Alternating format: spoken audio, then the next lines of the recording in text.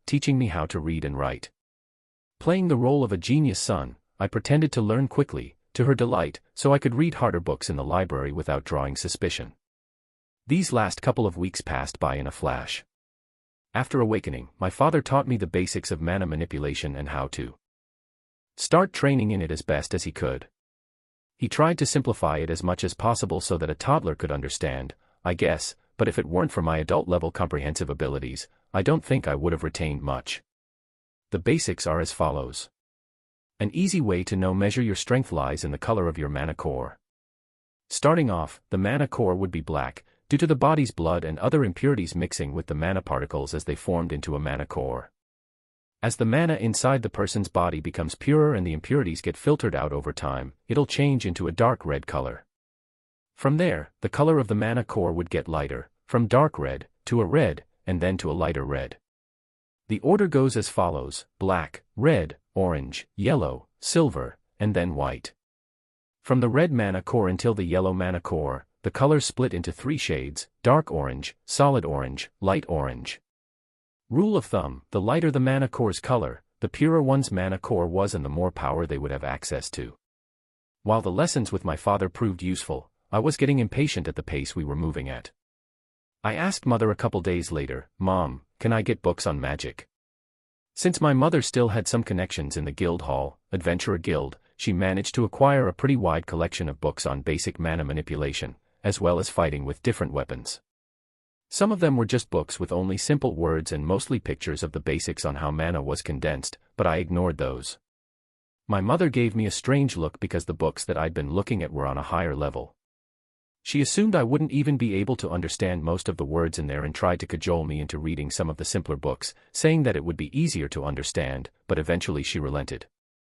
A typical day would involve taking reading and writing lessons from Mother and augmenting training with my father. After he covered the basic theory and application of augmenting, we started physical training.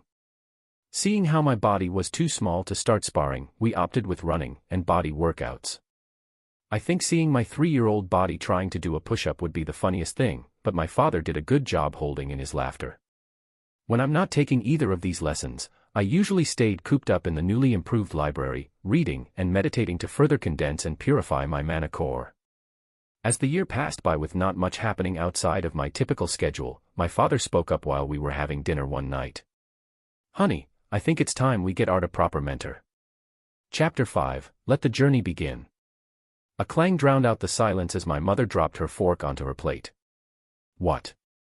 Reynolds. Arthur isn't even 4 yet." "No. Besides, you said if our son was an augmenter, you'd be able to teach him." Mother spoke with evident desperation. I, also, never expected our son to be this much of a prodigy in mana manipulation. "Who has ever heard of an awakening at the age of 3?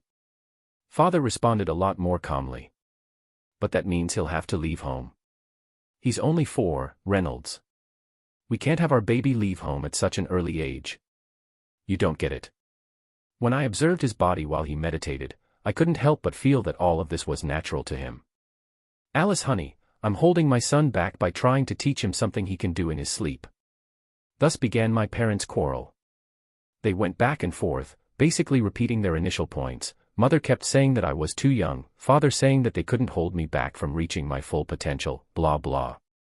In the meantime, I was playing a game of war with my food. The peas attacked for the mother empire, while the carrots of the father nation desperately defended their land. Finally, my parents settled down and my father turned to me. "Art, this is concerning you, so you have a say in this as well.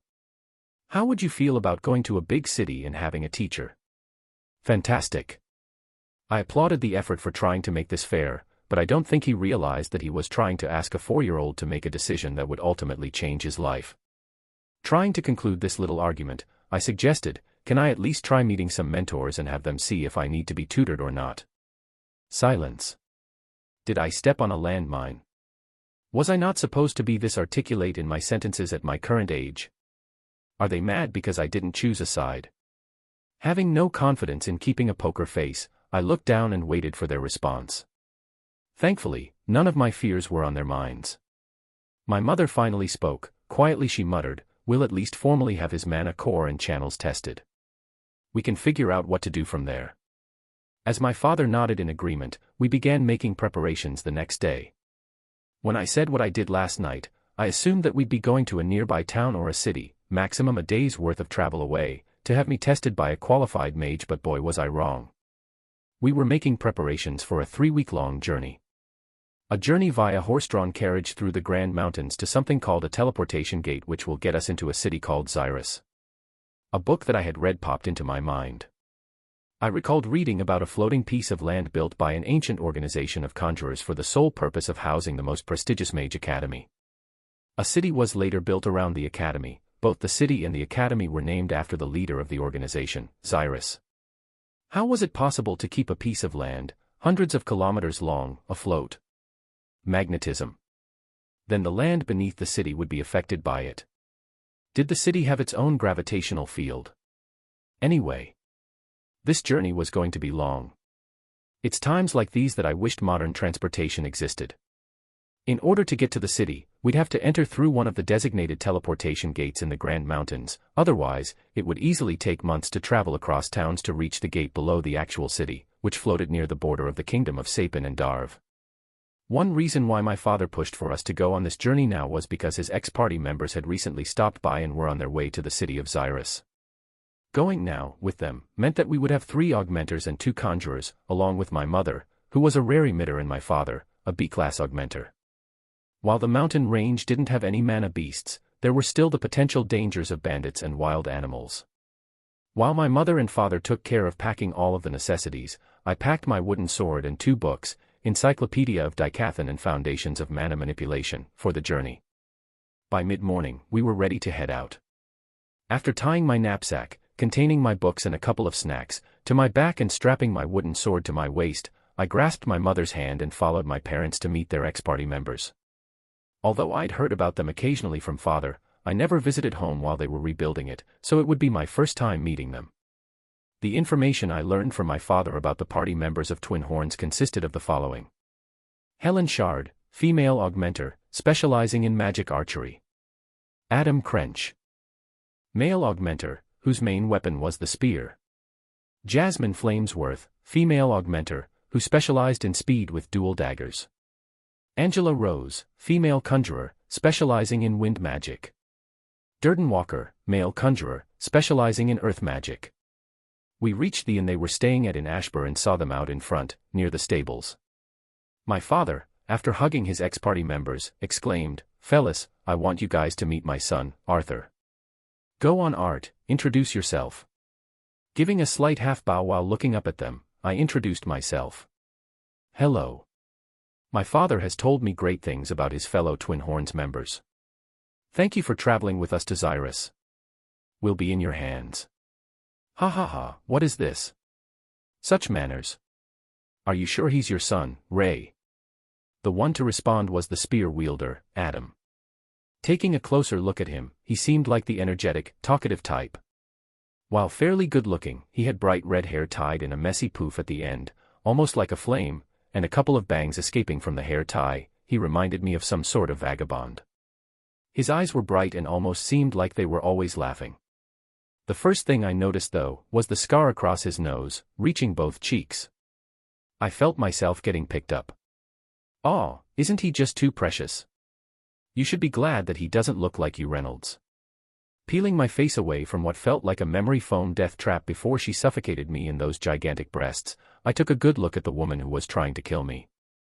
Boy, was she pretty. I mean, while not as pretty as my mother, she gave off the whole royal princess vibe with her long blonde hair that came to a curl at the ends and radiant green eyes that drooped slightly. Just as my hands were about to give out and my face about to enter the twin abyssal hills, a strong pair of hands grabbed me by the knapsack strapped to my back, whisking me away from the well-endowed woman. "Angela, you're hurting him," a deep voice grunted. There I hung, like a kitten being carried by his mother by the scruff of his neck, unable to move. My eyes stayed fixedly on the giant. Easily passing 2 meters in height with a staff strapped to his back, the giant carefully lowered me back onto the ground and tidied my clothes gently. How genteel. I imaged riding on his shoulders like a mighty steed the whole way. I looked up at him, my eyes getting bigger as I pondered. He had very narrow eyes and eyebrows that slanted down,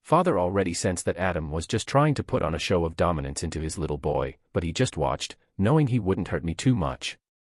Many thanks, dear father. My mother looked a bit more anxious as she kept glancing back and forth between me, Adam and my father, keeping a firm hold onto her husband's sleeve. Well, at least mother was here to heal me if I got hurt, right? I focused my gaze on Adam, who was just around 5 meters away from me. Images of my past life, dueling other kings with my country and loved ones at stake, popped up into my head. My eyes narrowed, restricting my vision to only the men in front of me. He was the opponent now. I willed mana into my legs and dashed forward with both my hands gripping the wooden sword to my right. His smug look still present, Adam prepared to block my horizontal swing when I feinted and used a special footwork I developed in my old world that I used for dueling. Almost instantly, I blinked a foot diagonally to his right. Curse this body. I couldn't perfectly execute the skill because of the height and weight difference compared to my old body. I wasn't used to this 40-pound, 110 centimeters body. While I didn't reach the area I was aiming for, unfortunately for Adam, he already prepared his wooden stick to block my swing from the other direction, so his right side was unprotected. His smug look all but vanished and was replaced by a look of surprise, with his eyes opening wide, as he realized what was about to happen. Swinging my wooden sword to his open ribcage, I reinforced my wooden sword with mana at the last moment to conserve my mana, because I knew I was definitely at a disadvantage against a veteran like him. The look of surprise on Adam lasted a split second before he pivoted his right foot with almost inhuman speed. I squatted in time to dodge his upward swing and switched my stance from a thrust to a spinning swipe and landed a blow on his left ankle using all my momentum. His ankle gave out at that moment, throwing Adam off balance. Or so I thought. He actually did a full-on split, followed by a roundhouse sweep with his legs as soon as he was on the ground. This body won't be able to take a hit like that, so I jumped up to dodge his legs when, from my peripheral view, I saw the flash of brown from his wooden stick. With no time to use the blade to block the swing, I thrust the pommel of my sword, timing it so Adam's wooden stick and the end of my handle would clash. Newton's third law of motion suddenly came into mind. For every action, there is an equal and opposite reaction. And boy was the opposite reaction painful. While I did block the blow successfully, my 4-year-old body couldn't withstand the force of the blow and I flew before gracefully skidding on the ground like a flat rock on a lake. Thankfully, I reinforced my whole body before I took the blow or I would have seriously gotten hurt. Groaning, I sat myself up and rubbed my throbbing head. I looked up, only to see 7 stupefied faces staring at me. My mother recovered first, shaking her head. She rushed towards me and immediately mumbled a healing spell around my body. Out of the corner of my eye, I spotted Durden thumping Adam's head with enough force to make him stumble forward. Hey. Art honey, are you okay? How do you feel? I'm fine mom, don't worry. Adam's voice cuts in, haven't taught him how to fight my ass. How the hell did you train this little monster, he groaned, still rubbing his head. I didn't teach him that, my father managed to mutter. He shook himself out of the stupor and came next to me to ask if I was okay. I just nodded my head. My father picked me up and gently lowered me back down where I was sitting before and squatted down in front of me so he was eye level. Art, where did you learn to fight like that? Deciding to feign ignorance, I said, putting on a nonchalant face, I learned by reading books and watching you dad. I don't think saying, hey dad, I was the king duelist representative of my country from a world where diplomatic and international issues are settled by battles. I just happened to be reincarnated as your son. Surprise, would get a hearty reaction from him. Sorry for roughing you up there little buddy. I didn't expect I would need to use that much strength to get you off me. Seeing Adam apologize gave me just a bit of a better impression of him. I guess he wasn't a total jerk. I heard a faint voice from my side. Your fighting style is unique. How did you do that step after the feint? Wow. 2 complete sentences. That was the longest string of words Jasmine said this entire trip by far. I feel so honored. Thank you. I responded. I reorganized my thoughts before trying to explain in steps what I did. It's a simple technique really. Since I was feinting to Mr. Crench's right side, I placed my right foot forward as the last step before the feint. There I instantly focused my mana into the right foot, pushing myself back,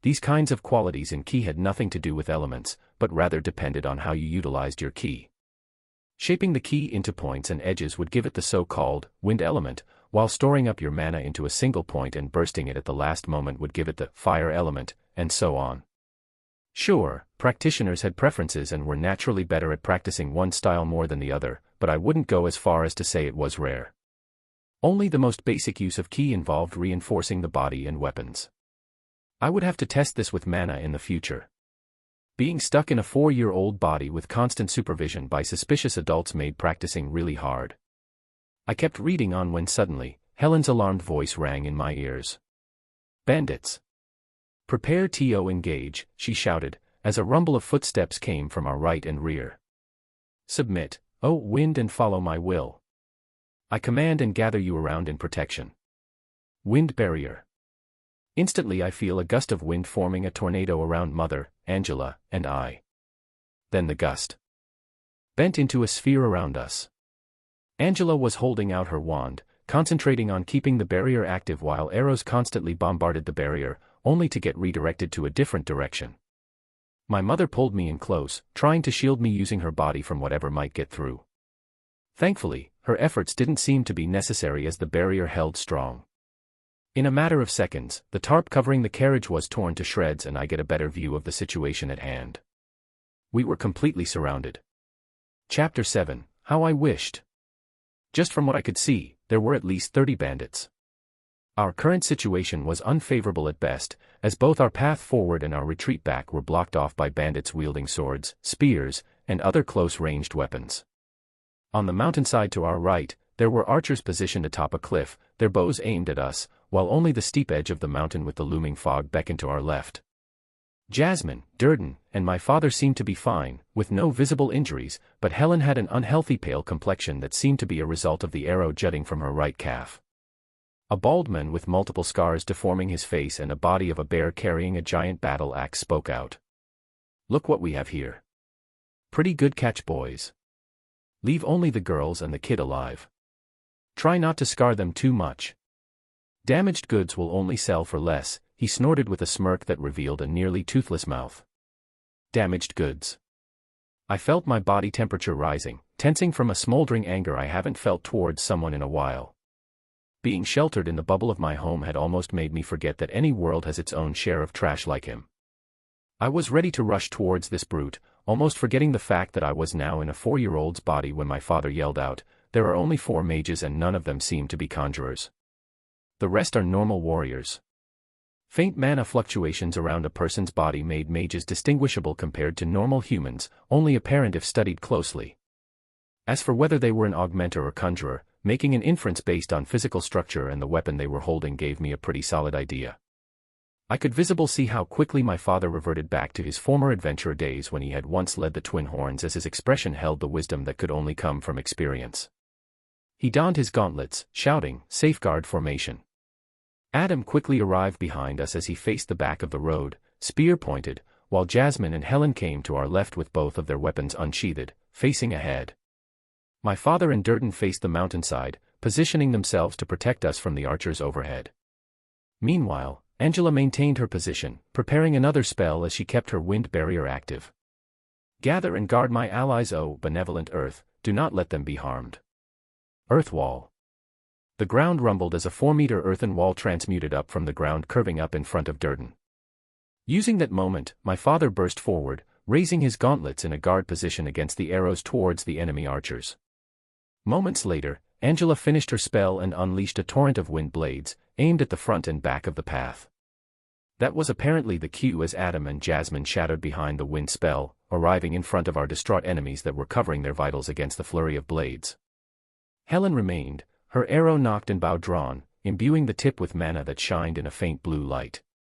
It didn't take a genius to realize that this arrangement was ideal for protecting valuable goods or people. With 2 layers of protection from the conjurers and an archer mage ready to snipe anyone who managed to cross the assaults of Adam, Jasmine, and father into the defense line, it was a standard, yet, well-thought-out formation. "Warrior coming your way, Helen," Adam shouted as he dodged the swing of a mace, delivering a precise swipe to the jugular of the unfortunate bandit. His eyes widened as he dropped his weapon, desperately trying to seal the fatal wound with his trembling hands as blood spurted out through the gaps between his fingers. Mother was holding me firmly in her bosom as she tried to shield my eyes from the scenes of gore happening around us. Fortunately for me, she wasn't looking down at me, so she didn't realize that I could see fairly clearly. Meanwhile, a scruff, middle-aged man wielding a machete lunged towards Angela, hoping to disrupt the spell. Although the wind blade spell didn't seem all too powerful, it provided a painful distraction that was keeping us on equal footing, despite our lack in numbers. I tried to free myself to block the man before he got in range to attack Angela, but before I could pull myself away from my mother, it was already over. The fierce sound of the show came only after the arrow had done its job. Helen's shot had carried a force powerful enough to pierce through the armored chest of the machete-wielding bandit and lift him up and back a half-dozen meters, nailing him into the ground. I took a brief moment to take a mental note: wise men ought not to piss off Helen. Helen's eyes narrowed as she nocked and drew another arrow. Focusing, I could faintly see the mana gathering into her right eye as she shut her left. Soon, another reinforced arrow streaked through, followed by a sharp hiss, ignoring all opposing air resistance as it closed in on another enemy fighter. This man vaguely resembled a smaller Durden, except more muscular and more angular of a face. His brows furrowing in concentration, his giant sword, which was his height, had somehow reached the arrow in time, generating a sound of a bullet hitting metal. The enemy fighter slid back, but wasn't harmed as he anchored his greatsword into ground, using it to balance himself. However, before even had the chance to smirk in content, a second arrow pierced through his forehead. It was a grim sight, seeing the light drain from his eyes. Jasmine was engaged in an intense duel against an augmenter, whose weapon was a long chain whip. It looked like Jasmine was at a disadvantage since the range of her two daggers was lacking. She was doing all she could to dodge the erratic movements of the whip. By now, it was evident the enemy had realized how much she was struggling as he jeered while licking his lips. "I'll make sure to treat you real well before we sell you off as a slave, little missy. Don't worry, by the time I'm done training you, you'll be begging to stay with me," he hissed, followed by another lick of his lips. The very thought made me shudder, but, at this point, all I could do was clench my fists in frustration.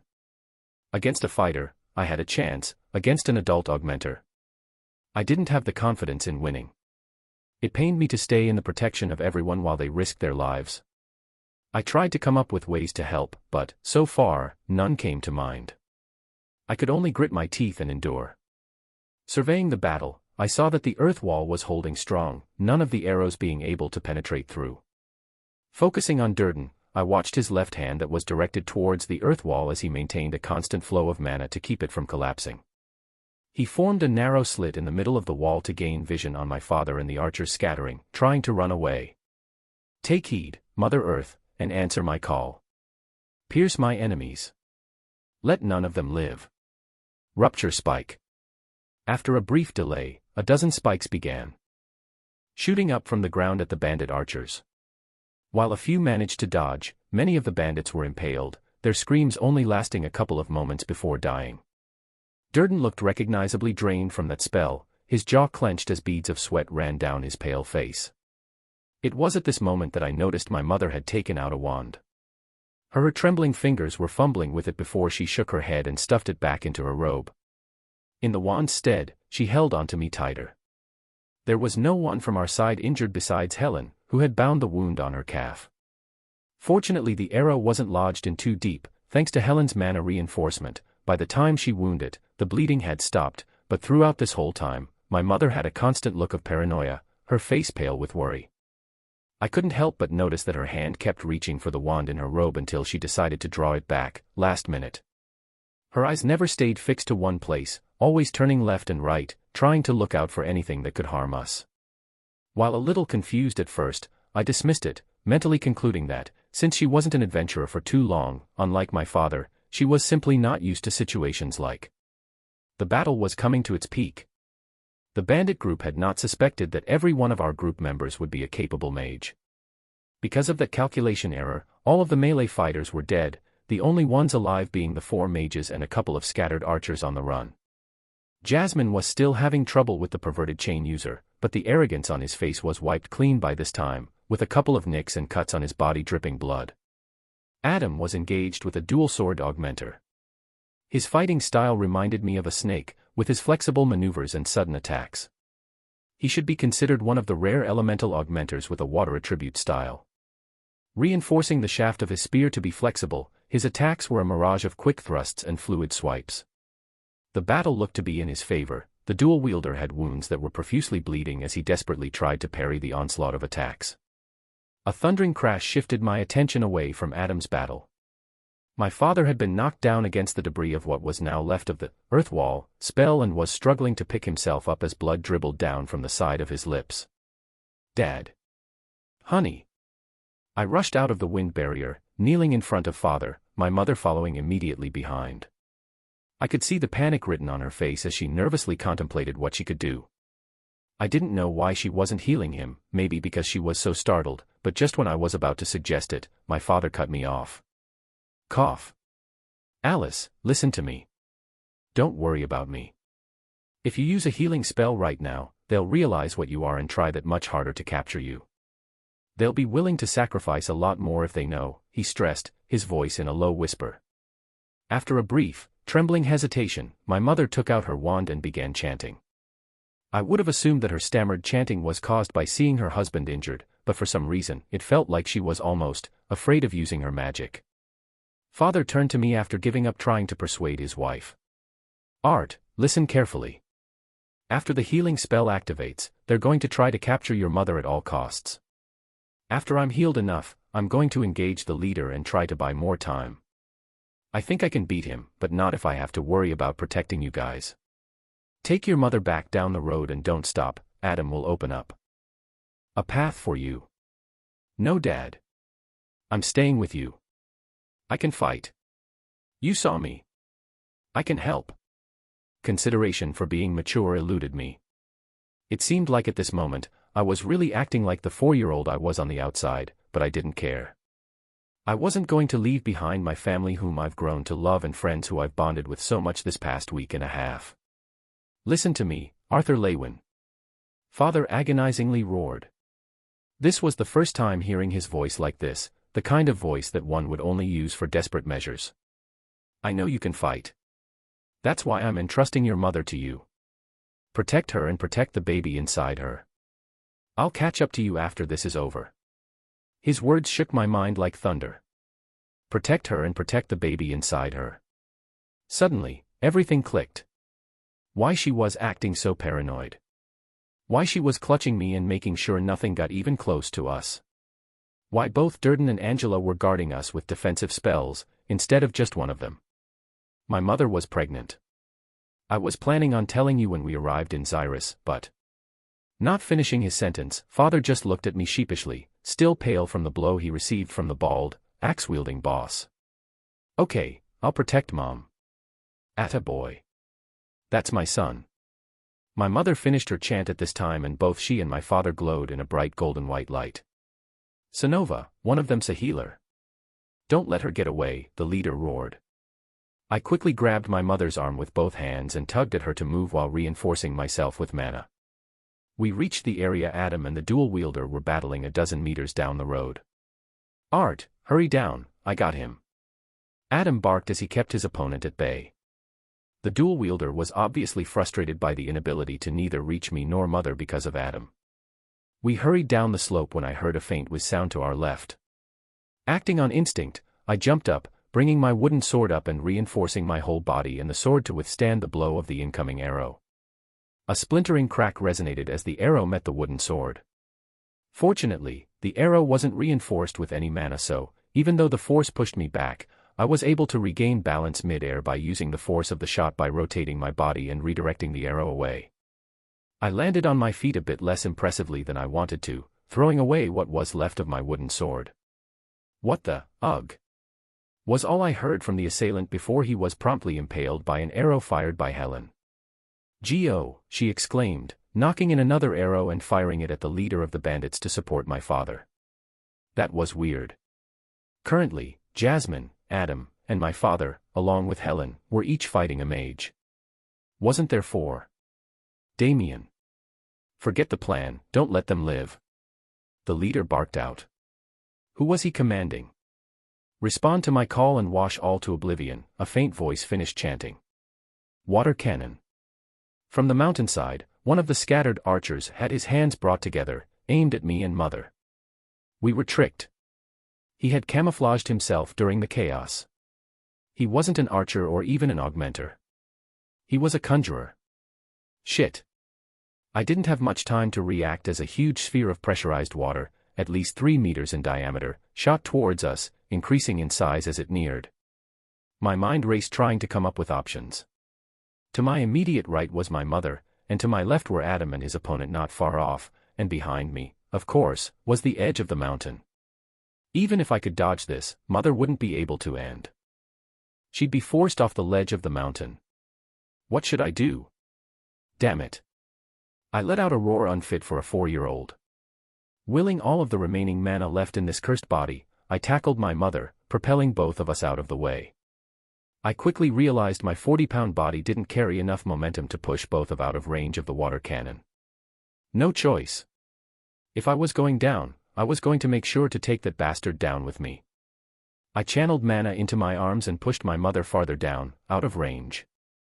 In that moment, everything seemed to be moving in slow motion as my mother's eyes slowly widened in panic and disbelief.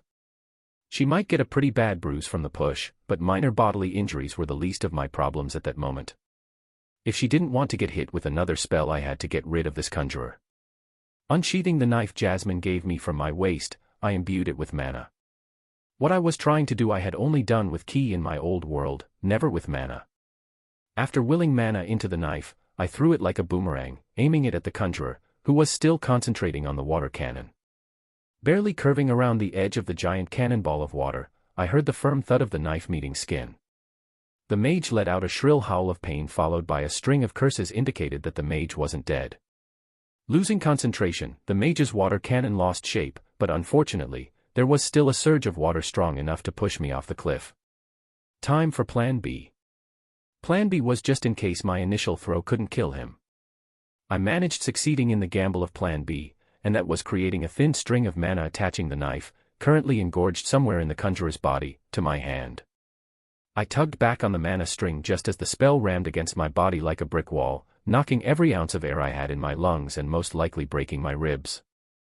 Like a fish caught on the line, I could hear the mage's scream over the gushing tide of water as he was helplessly dragged down with me by the force of his own spell. Even as my vision began darkening, I was able to see the battle coming to an end. Father and Helen had just managed to kill the leader. Angela, providing Jasmine with backup, allowed them to put the whip user on his last stand. Meanwhile, I spotted Durden as he was desperately conjuring a spell in order to save me, but I knew it was too late, the spell had knocked me too far away. Still, I was comforted in the fact that everyone will be okay. Maybe the only thing I would regret being unable to see my baby sibling. With that, I felt the cold grip of sleep steal me away. Damn. I had always wanted to be an older brother. Chapter 8, Questions. The blurred sight of a familiar setting made me blink a few times to reconfirm that what I was seeing wasn't a dream. From the looks of it, I seemed to be back in my old body. Getting up from the couch that I was sitting on, I left my room in the castle. A young maid, who had been waiting for me just outside, greeted me respectfully immediately on sight. Good morning, King Grey. I didn't even bother glancing towards her direction, walking as she followed a couple meters away. Reaching the courtyard where all of the trainees were lined up with swords held in front of them, I turned my attention to the instructors yelling at them about proper stance and breathing. When one of them saw me, he immediately turned and gave a firm military salute, with the other instructors and trainees following suit. I simply motioned for them to continue before continuing.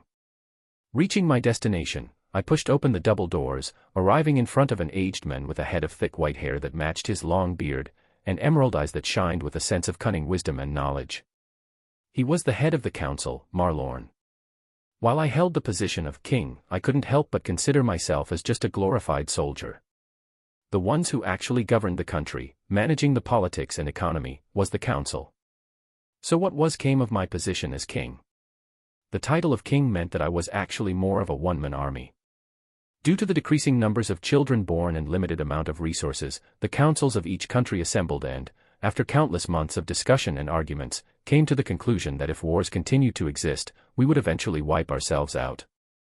Getting rid of war would lead to two major outcomes: decrease in the death count, leading to a population growth, and a decrease in destroyed harvestable land and resources from the result of nuclear arms. The solution that they came up with and enacted was to replace wars with a different form of combat. What replaced wars became known as the Paragon duels. Whenever there was a dispute on a level that impacted the state of the country, a Paragon duel would be declared, with each country sending in a representative that they deemed was the strongest. Looking up, Marlorn exclaimed with the standard fake, picturesque smile that seemed to be an inborn trait amongst politicians, "King Grey. What brings you to my humble dwelling?" "I'm retiring."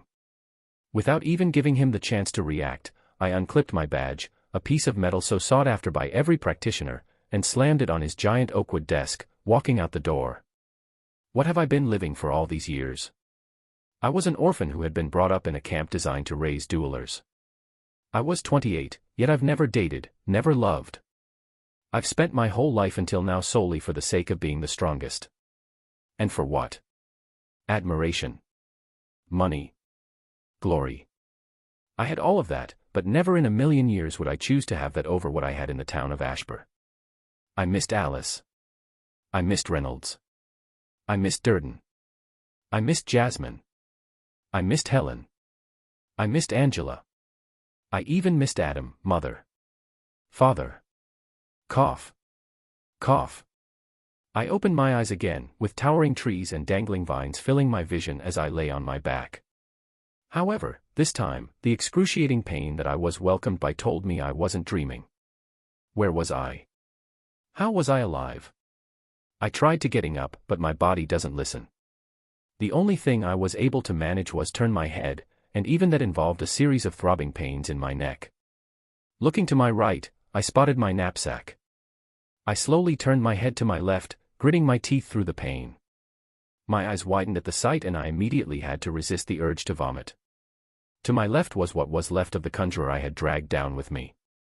A pool of blood surrounded the corpse, whose body probably had more broken bones than ones still intact. I could see the white bones of his ribs jutting out of the sunken cavity of the chest with a pile of his entrails beside him. His limbs were sprawled out at unnatural angles, with the mage's skull shattered in the back with some brain matter oozing out along with blood. His face was frozen into an expression of surprise and disbelief, except for his completely red eyes, as a trail of dried blood was still visible from his eye sockets. I couldn't turn my head away fast enough. With my already weakened body being assaulted with both the gruesome sight and repugnant smell, I vomited. What was left in my stomach until I was left gagging dry heaves. Even in my past life, I had never come across such a badly mangled corpse. With the nauseating stench and insects feasting on the gore, I couldn't help but feel sick. With parts of my face and neck covered in my own regurgitation, I finally managed to turn my head to rid my sight of the mage's grotesque remains. How was I still alive? I couldn't help wondering what had happened while I was unconscious. Clearly, the mage was alive up until the landing, so what happened to me? I should look very similar to this corpse right about now, maybe even worse, but not only was I okay, I don't even seem to have a broken bone. I pondered over the possible answers until I was interrupted by a strong grumble from my stomach. Again, I tried getting up, fighting through my body's protests. The only parts of my body that seemed to be listening to me as of now was my right arm and my neck up. I willed mana into my right arm and used my fingers to claw my way, dragging my body, to reach my knapsack. It couldn't have been more than a meter away, but it took over what felt like an hour until I finally managed to reach it. Pulling it closer to me, I rummaged through it with my only able hand until I found what I was looking for, the dried berries and nuts my mother had packed. I succeeded in pouring a mouthful of the snack that I brought only because of my mother's insistence. My throat, surprised by the sudden flood of food, responded by leaving me in a choking fit of coughs, leading me to another round of agony in my body. Fumbling for the water sack inside my knapsack, I slowly poured a bit of the water into my mouth before placing another handful of the snack into my mouth. Tears rolling down the sides of my face and into my ears, I continued chewing on the dried rations until passing out again, using my knapsack as a makeshift blanket.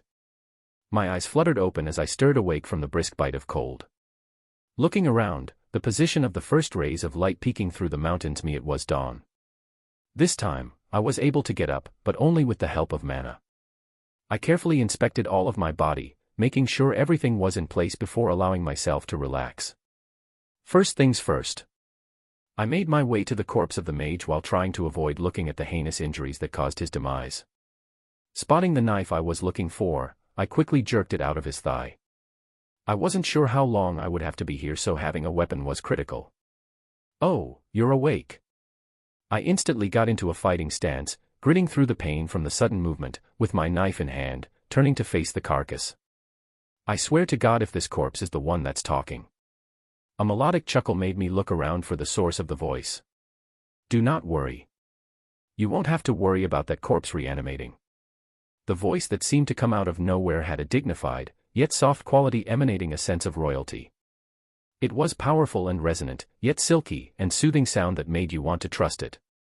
Still on guard, I managed to mutter a less than elegant response. "Who are you? Are you the one that saved me?" "Yes, to your second question. As for the first, you will soon find out when you arrive at my dwelling." This voice seemed awfully sure that I would try and find it. As if reading my thoughts, she continued, "I'm the only one that will be able to get you home from this place, so I advise you to make haste." That jerked some sense into me. That's right. I had to get back home. Mother. Father. The twin horns. My baby sibling. Are they all right? Did they reach Xyrus safely? If the voice could really take me back home, I had no choice but to find it. Ahem, dear Mr. Voice. May I ask for the directions to your location so that you may bless me with your presence?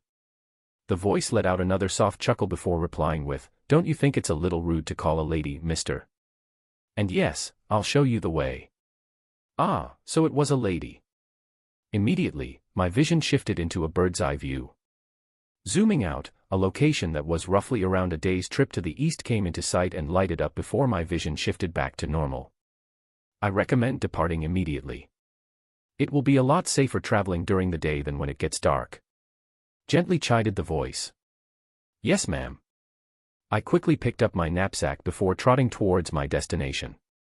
It became less painful with each step and, by mid-morning, I was only left with a few aches here and there. Whatever that lady did was some powerful magic. I've never heard or read of casting a spell with that much of a distance. Or maybe she left after casting the spell right before I landed. Then how could she have known that we were falling, and why did she only save me? The more I tried to solve the mystery, the more questions I seemed to end up with. Hearing a faint gurgling sound, I headed towards the direction, spotting a narrow stream. Yes! I exclaimed. I was absolutely filthy. My face and neck still had the stench of stomach acid, while my clothes were torn and caked with grime. Almost sprinting, I cannonballed into the stream, vigorously scrubbing clean my face and body. Taking off my clothes and after briefly washing them, I laid them down on a nearby rock to dry. After finishing the refreshing bath, I walked towards my still damp clothes when... Cuckoo, how pleasantly carefree. Reflexively, both my hands shot down to cover my precious area as I hunched my back, trying to make my body as small as possible. Don't worry, there wasn't much to see. I shuddered as I almost felt the voice wink at me. How rude. My pride. Grumbling, I almost wanted to argue that my body wasn't developed, but I chose to ignore the voice and put on my clothes. Ah, don't pout. I apologize, the voice stifled a laugh. Calm your mind, Arthur. A king must be calm. After I put on my clothes, the perverted voice seemed to go silent. Not minding too much, I rummaged through my bag and dug out the last of my dried rations. Water wasn't going to be a problem for a while since I had just refilled my water sack, but I would need food soon. Hopefully the voice would provide me with something. Looking around, I began wondering where I was. Since I fell off the mountain towards the east, I must be near the elves' domain. I don't think I'm in the forest of Elshire because I'm not surrounded by fog. Was I in the beast glades? No. There weren't any mana beasts. I spotted a few rabbits and birds, but I've yet to see anything else. Something even stranger that I noticed a bit before was the abundance of mana in this place. It was mostly due to the richness of mana that I was able to recover from my initial state so quickly. Although that still doesn't explain how I survived in the first place, I hope that the source behind the voice would tell me. I should hurry. Aside from the fact that there was no road, it turned out to be a pretty uneventfully peaceful trip, with minimal obstacles and terrains I had to go around. As I drew near the location of the voice, the density in mana was getting richer and thicker. Ignoring the temptation to stop and absorb the surrounding mana, I ventured on. Training wasn't important right now. I needed to get home. Since everyone probably assumed that I was dead, I couldn't help but worry about mother and father. Not so much physically, but for their mental health. I'm concerned mother and father wouldn't forgive themselves for my death. The only thought that comforted me was the fact that my mother was pregnant. Yes. At least for the sake of my unborn brother or sister, they'd stay strong. I reached the area where the voice directed me towards, but I was unable to see anything besides a cluster of rocks surrounded by a cluster of trees.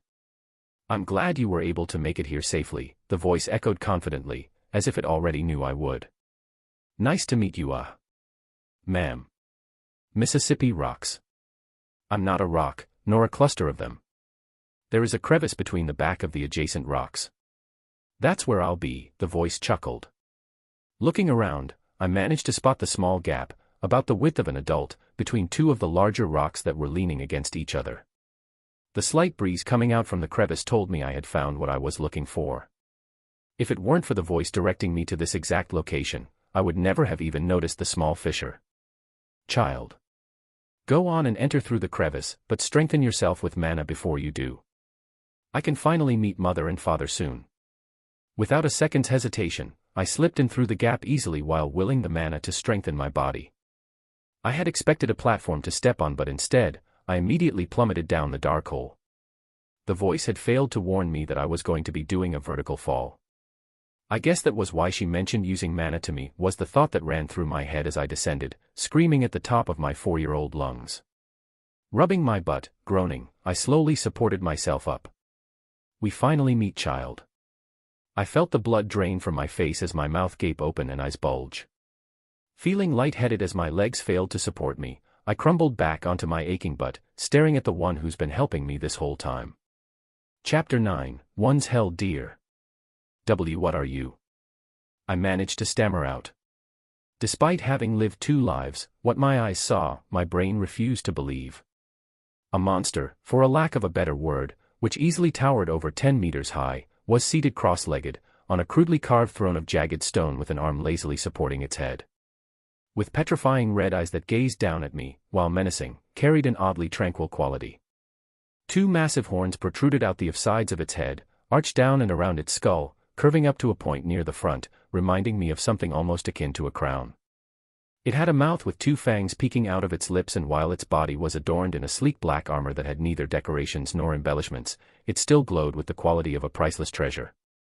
Reiterating the fact that I was once a king, still, this being that stood before me now made me embarrassed of even having the nerve to call myself one. No, the one sitting on that giant throne was a being that would make even the most unfaithful heretics bow down in submission.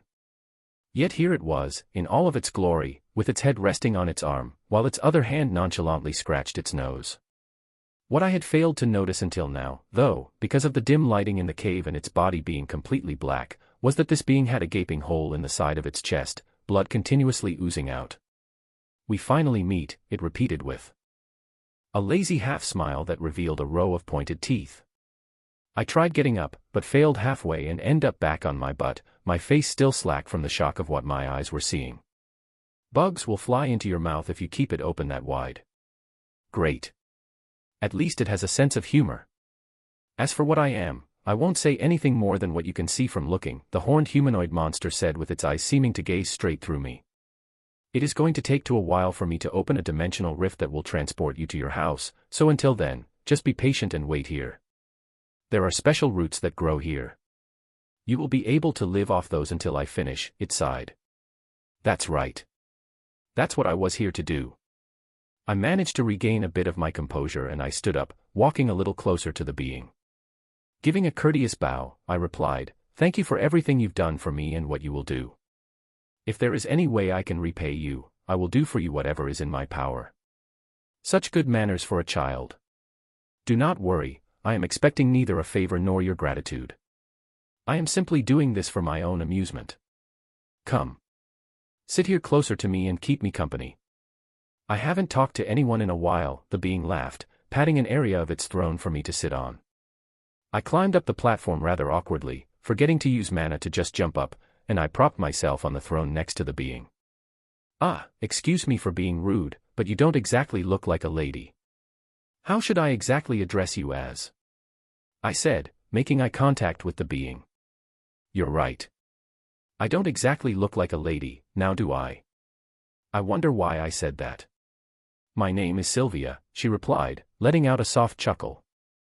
This giant demon lord-like monster looked like anything but a Sylvia to me, but I chose to keep that to myself. Elder Sylvia, do you mind if I ask a few questions? Go ahead, young one, although I may not be able to answer everything.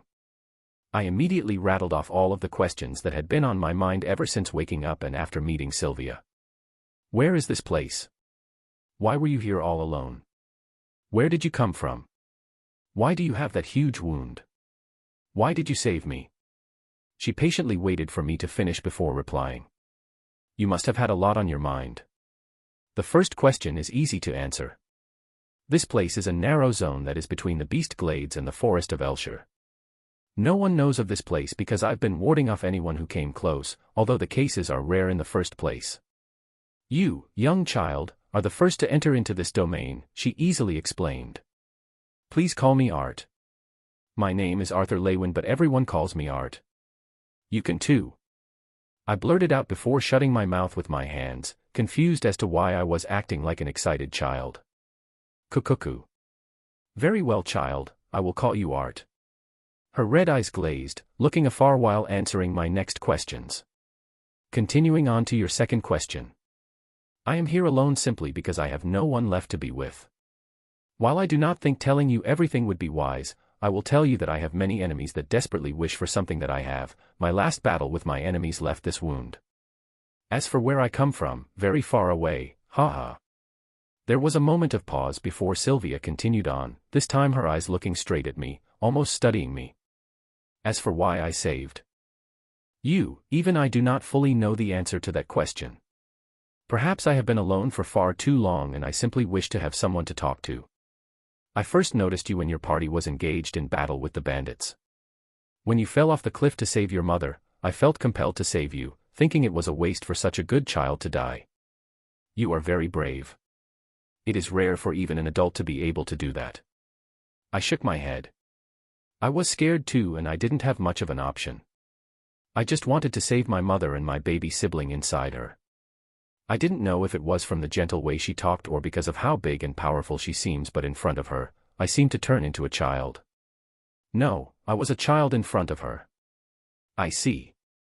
Your mother was pregnant. You must miss them dearly. Rest assured, your family and party are safe. As for where they have gone, my sight cannot reach far enough to tell any more. A wave of relief washed over me as I had to do my utmost to keep tears from falling. I see, they're safe. This new life brought about emotions I had thought never experienced in my previous life. Thank God. They're alive, they're okay. I let out sniffle. Sylvia's giant hand reached down as she softly patted my head with a finger. The day passed by with me conversing with Sylvia, picking up some roots in between to eat that looked and tasted very similar to potatoes but were black in color. We talked about all sorts of things to pass the time as she prepared to open a portal. At one point, she asked me how I was able to use mana so well at my age. I was under the impression that amongst humans, the earliest mage to have awakened so far was the age of 10, and even then, because the child couldn't grasp how to use it, there was very little he could do with it. Yet, not only have you already formed your mana core, but, by the way you use your mana, you seem to be more efficient than a lot of full-fledged mages. I just shrugged, feeling oddly proud by her compliment. My parents said I was a genius or something. I can read really well and I get what the pictures and words in the books are saying. A few more days trickled by as Sylvia continued preparing the portal. In a regretful tone, she explained one day, the spell will take some time in order for it to be completely safe. I do not wish for you to land in a destination you are not familiar with. Even one inconsistency can lead to you being transported a couple hundred meters off the ground. Please be patient, you will be able to see your loved ones soon. I nodded and said that as long as I knew they're alive, I was fine with waiting. It beat trying to climb back up the edge of the mountain. These past couple of days, while I trained my mana core and chatted with Sylvia, I noticed a few things. Sylvia really made me think of the cliché, don't judge a book by its cover. Contrary her intimidating appearance, she was kind, gentle, patient, and warm. She reminded me of my mother, in the way that they both scolded me while being tender when I did something wrong. I mentioned how the mage that I fought, as well as the other bandits, deserved worse deaths than they had when she suddenly flicked my forehead. Even though she was gentle, a flick of a finger from someone over 10 meters high was nothing to make light of. I was sent tumbling on the ground before angrily spouting, "What was that for?" Picking me up and setting me on her armored knee, she said in a soft but pained tone, "Art. Perhaps you are not wrong in that those bandits did deserve death, even I chose not to save that mage you fell with for the same reasons. However, do not let your heart be clouded with continuous thoughts of hatred and the sort. Continue on proudly with your life and gain the strength to protect your loved ones from harm. Along the way, you will come to face situations like before, maybe even worse, but don't let the grief and rage corrode your heart but move on and learn to better yourself from those experiences so it won't happen again." I blinked, a bit stunned by the fact that I was being lectured on morals by someone that looked like the epitome of evil herself. Strangely, it stuck to me as I just responded with a blank nod.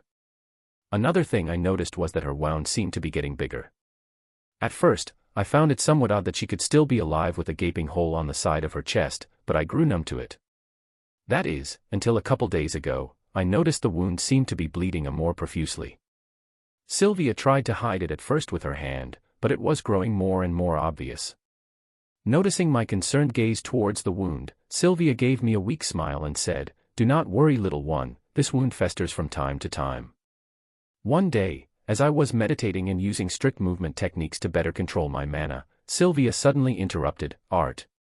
Try absorbing mana while you are making movements. Ideally you should be able to absorb at least a fraction of the mana you would during meditation while you are fighting. Although you would be spending mana faster than you can absorb mana, you will be able to prolong the usage of your mana." That brought about memories of me thinking about this exact idea. I had forgotten about testing my hypothesis since I wasn't able to move as freely as I could now. I was used to having absorption of mana and the manipulation of mana as two separate things that I hadn't stopped to think about the possibilities in this new world. "Let me try," I nodded. Humans have a very linear mindset in regards to mana and find it hard to deviate from anything that already works. Practice hard now though, because you can only acquire this skill while both your body and mana core are immature. Even mana beasts learn to do this naturally, but humans awaken much too late and in most cases, their bodies are not adept for this ability when they first awaken. "Considering you are so young, there shouldn't be a problem if you practice," continued Sylvia with a proud puff of her nose. I had to admit that, like testing most theories, it was extremely difficult at first. It reminded me of the exercises my caretaker at the orphanage had showed us when I was younger, the ones where you tried to make each of your arms do something different, except much harder. Practicing this essentially meant being able to fight proficiently while still maintaining a constant inward flow of mana. Sylvia's only advice was that, according to her, an exceptional mage must be able to split his thinking mind into multiple segments in order to process information at efficient speed. While I've never had a teacher tell me to split my mind, I tried doing as she said. Needless to say, I had never tripped over my own body so many times in this and my previous life combined. This, at least, seemed to get a few hearty chuckles of amusement out of Sylvia. 2 months had passed since then as I kept Sylvia company with stories of my family and the town I was born in, while continuing to improve in the technique thanks to Sylvia's patience and my diligence. Sylvia refused to tell me the name of this skill, so I named it myself, mana rotation. Over this period of time, it would be an understatement to say I've merely gotten close to Sylvia. She had treated me like her own blood grandson and, in response, I've grown attached to this demon lord grandmother. It was because of our growing relationship that I wasn't able to simply ignore what was happening. It was frustratingly clear that her wound was growing worse as the portal responsible for taking me home was becoming more distinct. "Sylvia, please tell me what's happening to your wound. Why is it getting worse? It wasn't like this before. You saying it was only a fester every now and then was clearly a lie." This isn't going to go away on its own, it's actually getting worse. I frustratingly voiced my concern one especially bad night after she had vomited a pool of blood. I paused for a second, struck with realization. Why didn't I notice this before? She had been getting worse while creating the portal. In order to send me home. She was sacrificing her life so I can meet my family. Sylvia let out a deep breath, knowing that I had realized what was going on. Managing a sheepish smile, Sylvia whispered, "Art. Yes, I am dying. But I will get angry if you blame yourself, thinking that you are causing this. I have been dying for quite a while now. You are doing me a favor by allowing me to leave this forsaken cave a bit faster." As soon as she finished speaking, a bright golden glow radiated out of her body. Shielding my eyes from going blind, I tried to focus on the shape forming from where Sylvia once sat. In place of the 10-meter titan-like figure was a dragon even larger. From her snout to the end of her tail, she was clad in a pearl-white coat of shimmering scales. Beneath her iridescent lavender eyes were glowing golden runes that marked her neck and ran down to spread around her body and tail like sacred engravings. These markings reminded me of a very elegant, almost celestial, tribal pattern, branching out harmoniously and with purpose like carefully placed vines. The dragon's wings were pure white adorned with white-bladed feathers so fine and sharp that they could put swords forged by master smiths to shame. The golden light enveloping the dragon dimmed until it fully replaced the once titan-shaped being. There now. Do I look a bit more like a Sylvia? Sylvia let out a toothy smirk.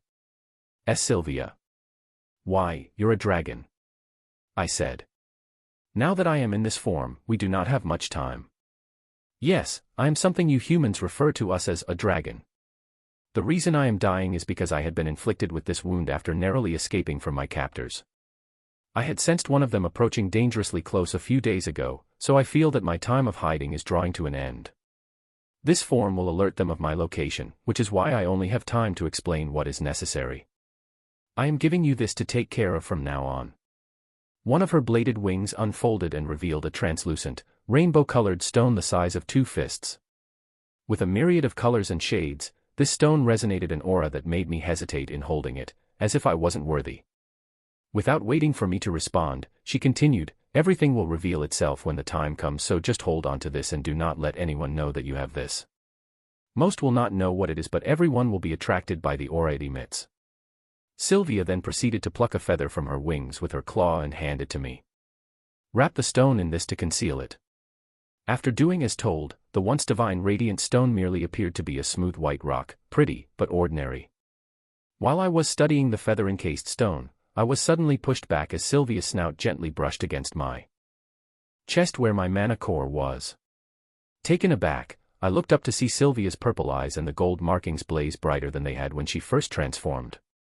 As the markings grew dimmer and then disappeared, Sylvia pierced her tongue into my core and wisped out a golden smoke that crackled in sparks of purple. A sharp yelp escaped my mouth as I blinked, confused and surprised. I continued to just stare at her as she moved her head back, leaving a trail of blood from a hole in my worn-down shirt. My sternum had bled, but when I ran my hand through the area, there was no wound. Sylvia's expression had grown visibly pained and weak. It was apparent even for a mighty dragon that was even bigger than her previous illusion. What caught my attention, though, was that her once shimmering purple irises were now just a dim yellow with the beautiful runes that flowed across her face and body now gone. Before I had the chance to ask what she had done, a giant explosion interrupted me. I whipped my head up to see that the ceiling of the cave had been blown off, and what came into vision was a figure that reminded me of Sylvia's previous form. Clad in sleek black armor and a blood-red cape that matched its eyes. The figure's pale gray skin matched the clouded sky in the background. The horns were different, though, as this entity had 2 horns that curled down and under its ears, lining its chin. Sylvia immediately covered me with one of her wings in time to protect me from the falling debris and probably keep me hidden from our visitor. "Lady Sylvia, I advise you to stop your stubbornness and hand it over. You've already caused us quite the trouble after hiding yourself. If you submit, the Lord may even heal your wound," the entity reasoned impatiently. Immediately after he had finished speaking, the world around me seemed to pause. Everything but Sylvia and myself, the colors of the world were as though it was being seen through an inverted lens. What surprised me the most was that everything was still. The entity, the clouds behind him, and even the falling debris of the ceiling. Ignoring the enemy, Sylvie casually peeked underneath her wing. I'll open the portal now. I didn't have the time to make it go directly to your home, but it should take you to a place with humans nearby. Do not let him see you and do not look back, she whispered, her eyes solemn. I ignored Sylvia's instructions after I heard what the entity had promised. Sylvia. Is what he said true? If you turn yourself over, will you be able to live? Do not trust his honey-coated words. It will be worse off for you if you are found right now. As for me, I would rather die than go back to where he is, Sylvia said, impatience and anger mixed in her voice. No. I won't let you die here. If you refuse to go with him, then please, just come with me. I begged. Unfortunately, I cannot go with you. You will forever be in danger if any one of them finds out you have had contact with me. I need to stay here. Sylvia gently wiped my cheeks with a claw, her draconic eyes lined with what I saw as tears. You asked me once why I chose to save you. The truth was to satisfy my own greed. I wanted to keep you as my own child even for just a little bit. I intentionally prolonged the transportation spell because I wished to spend more time with you, but it seems I didn't even have the chance to finish it. I'm sorry, little Art, for my selfishness, but I have one last request to make. Can you be my grandson and call me grandmother just this once? No. I don't care about all of that. I'll say it as much as you want if you come. With me. Grandma. Grandma. You can't. Not like this. I. Please, I'm begging you, just come with me. I don't know what you did, but everything is frozen right now, we can escape. Please, grandmother, don't go. Not like this. I held on to Sylvia's claw, desperately trying to pull her away with me. In my last moment with her, Sylvia's face blossomed into such a beautiful smile that I swear I thought I saw a human. I could barely make out the words she said, before she pushed me into the portal. Thank you, my child. Chapter 10, Road Ahead. The trip through the dimensional rift invoked a very peculiar sensation. It felt as if I was trapped in the middle of a fast-forwarded movie scene. My surroundings were whizzing by in an indistinct blur of colors as I sat on my ass, staring blankly off in the distance with no more tears left to cry. The ground I landed on cushioned my fall with a pile of leaves and vines. It didn't matter, though. Even if I landed on jagged rocks, I probably wouldn't have noticed. I remained in same, seated position I was in during the trip, not even bothering to take in my surroundings. She was gone. I would never have the chance to see her again. Those two thoughts triggered another wave of emotions as I heaved out dry sobs. I began recalling the near 4 months we had spent together, how caring she was, treating me like her own blood. I didn't care that she had prolonged sending me home so that I would stay with her. Through the short time I had been with Sylvia, she taught me so much and given me insight that I had been lacking since coming to this world. Succumbing to the faculty of my mind that desired sleep in order to cope with the pain, I curled up into a ball where I landed when a searing pain props me back up. The burning sensation spread from my mana core throughout my body until a voice echoed in my head. Ahem. Testing. Ah, good. Hello, Art, this is Sylvia. My heart fluttered as I instantly responded to the voice. Sylvia. I'm here. Can you hear? If you're listening to this right now, it means I have shown you what I actually am. Ah, it was some kind of recording that she had infused into me when she gouged that small hole into my mana core. You're nowhere near ready right now to know the whole truth. Knowing you, if I were to have told you who that figure in the sky had been, you would have brashly tried and fight. Little Art, you are barely past the age of 4. Upon looking at your mana core, I have realized that you have a rare talent, seeing that your mana core is already dark red in color. I will leave you with this, I have infused with you my unique will. This is something incomparable to a normal beast will. Your future progress as a mage depends on how well you will be able to use my will that is embedded into your mana core. Was that why the purple in her eyes and golden patterns disappeared? The moment your mana core reaches a level past the white stage is when you will hear from me again. At that time, I will explain everything, and what you do from there is your choice. There was a stage past white. Lastly, Art. I know you may be in grief, but remember that you have your family to look out for in the stone I entrusted you with. My only wish is for you to embrace the joys and innocence of childhood, train hard, and make your parents and I proud. Do not go chasing after shadows in a fit of rage. Killing the ones that are responsible for my death will neither bring me back to life nor make you feel better. There is a reason for everything, and I do not regret what has happened. With this, I bid you farewell for now. Remember, protect your family and the stone, study what I have left you, and enjoy this life, King Grey. That name and title was from my previous world. She had known the entire time. Did she discover something in my mana core? Was she able to look into my memories? So many questions, but the only one who could answer them was gone. I refused to move for a long time, staying in my cozy fetal position, deep in thought. Sylvia was right. She had said all of this knowing what my life back in my old world was like. I can't make the same mistake of living for the sake of solely pursuing strength. I wanted to be strong, but I also want to live my life without regret. I want to live a life that Sylvia would be proud of. I don't think she'd be happy even if I reached whatever stage was after White while living a life of only training. No, I needed to hurry and reach my family. But before that, where the hell was I? Looking around, trees that towered high over my head surrounded me.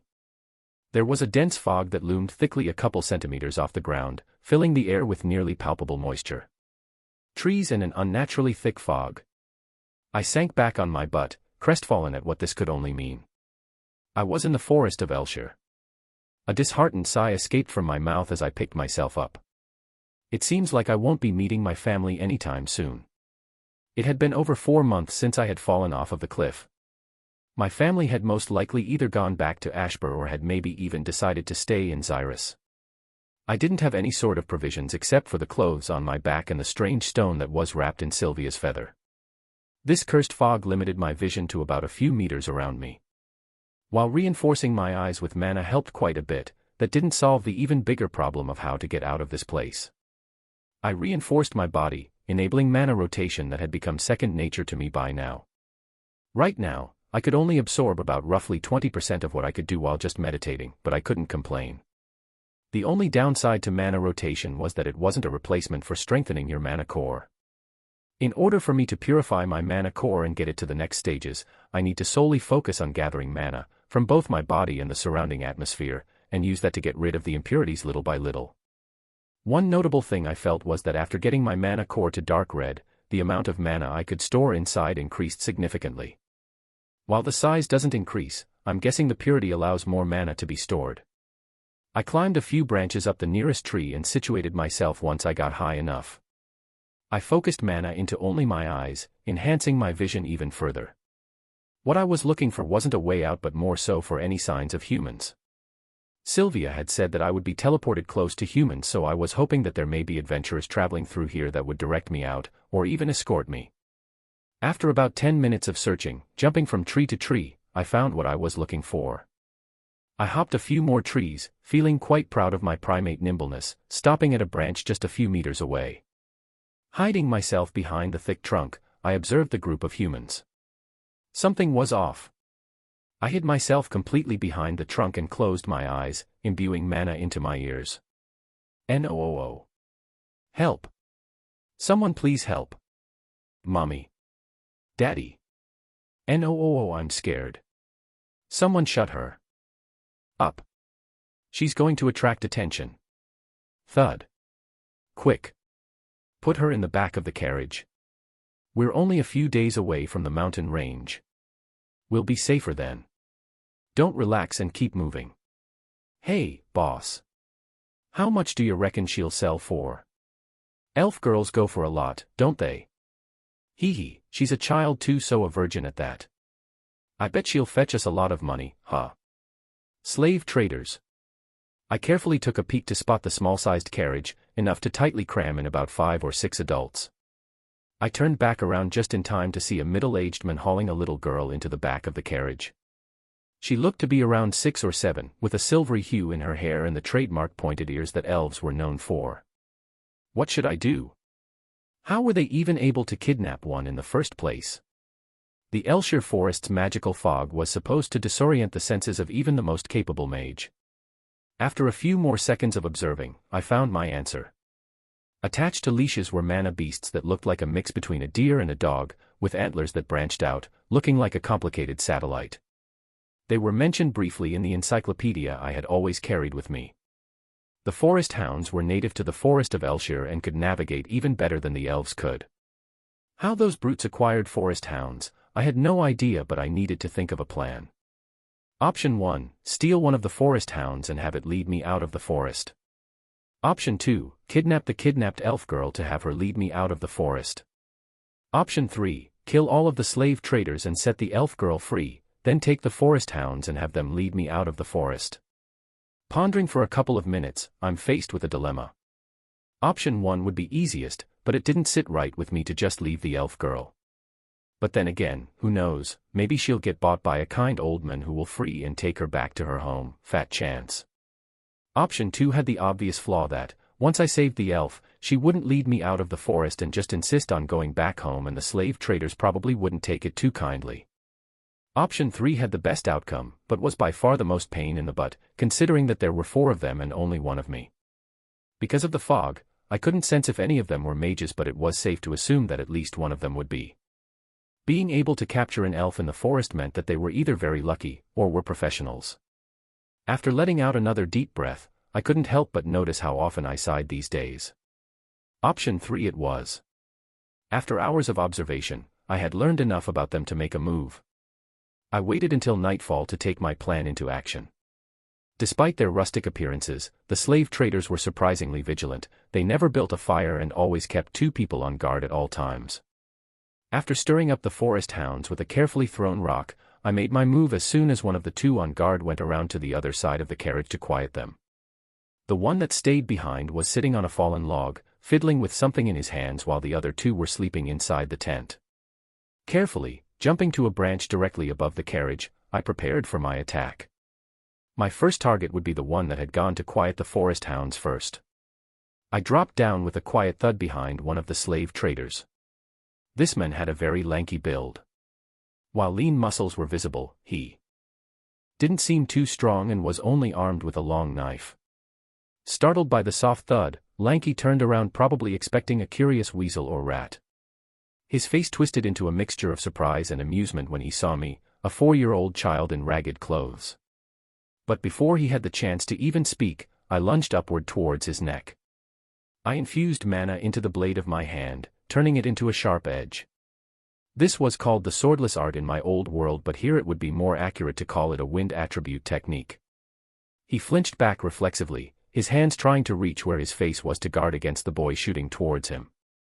It was too late. I take a quick swipe at the jugular, taking his vocal cord out along with his carotid artery. A stream of blood sprayed out of his neck immediately as I land behind him, supporting his lifeless body and gently placing him down to avoid making noise. Just as expected, the forest hounds that had just been calmed down by the Lanky jolted back awake at the stench of blood, causing them to howl and bark. Pinky. Can't even calm the hounds, what the?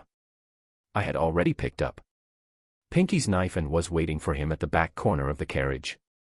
While the other slave trader's attention was directed at the corpse of Pinky, currently being eaten by the forest hounds, I jumped out from behind and stabbed the side of his neck with the knife. The hounds quieted down while devouring the 2 corpses. As I headed towards the tent to dispose of the remaining 2 in their sleep, a shrill cry ruined my plans. Help! Mommy! Someone! Anyone! Please! Son of a, why now of all times? On cue, I heard the rustle of the tent as the 2 slave traders that were left had come out. Pinky! Deuce! The kid is awake! What the hell are you guys? He barked, still half asleep. I swallowed down the inappropriate urge to laugh at the ridiculous names of the slave traders, and hid myself behind a tree next to the carriage and infused mana into Pinky's knife. Sensing something was amiss, the 2 remaining slave traders carefully stepped around to the other side of the carriage, where their eyes bulged upon witnessing their 2 former companions being eaten by the forest hounds. Using this chance, I attacked the nearest one when his gaze whips back at me and instantly swings his short sword at my face. Dodging the slash, I dropped low and dashed toward him, trying to get in the range of my knife. I swung, reinforcing more mana into the knife, landing a clean wound through his right leg's Achilles heel. Gah! He let out a pained howl as he dives desperately out of my range before I could do any further damage. Danton, be careful. I think this brat is a mage, the fighter, whose tendon I just severed, cried. I turned my attention to Danton as he pulled out his sword from its sheath and lower into a defensive stance. You see all sorts of crazy things these days. Looks like a huge sack of gold just showed itself in front of us, George. I bet he'll get us almost as much as the elf. He let out a crazed chuckle. These bastards didn't even care that I just killed their party members. Danton's body glowed faintly as he reinforced his body with mana. As he advanced towards me, his lips curled into a confident grin on his square face. George was out of the fight with that crippled leg, but this augmenter was going to be trouble. The augmenter named Danton suddenly jumped above me, his right arm poised to throw a punch. I could only guess that his only reason for not using his sword was to not damage his goods. While I'd normally be offended, in this case, overconfidence made it much easier for me, so I didn't complain. I jumped back in time to avoid the blow strong enough to leave a small dent in the ground as I threw my knife at him. I used the same trick as I did with the conjurer I dragged down with me off the cliff, but this mage was a more careful. He disrupted the mana string with his sword and grabbed my knife with his free hand. Shit. I was in a bad position right now. Danton wasn't tall, but his reach was still a good amount longer than mine. He also had a sword, which he now deemed it necessary to use, that further increased his range. Wasting no time, Danton dashed toward me and threw back the knife that I had just launched at him. I easily dodged, but not in time to react for his next move as he swiped my ankle with his sheath. As I stumbled to regain balance, he used that chance to grab a hold of my ankle and flipped me upside down. His confident face crumpled as I punched the hand that was holding onto me as I concentrated mana. I used a fire attribute technique, releasing all of the mana focused on my fist and aimed for the weak joint of his wrist. A loud crack, followed by a howl of profanities, indicated the attack was enough. His broken wrist released my ankle and I landed awkwardly on my back. Quickly jumping up to my feet, I picked up Pinky's knife and used the chance to charge towards the wounded Danton. While he was still preoccupied by the pain from his wrist, he angrily cursed, "You're dead now, you piece of shit. I don't care if I can't sell you anymore."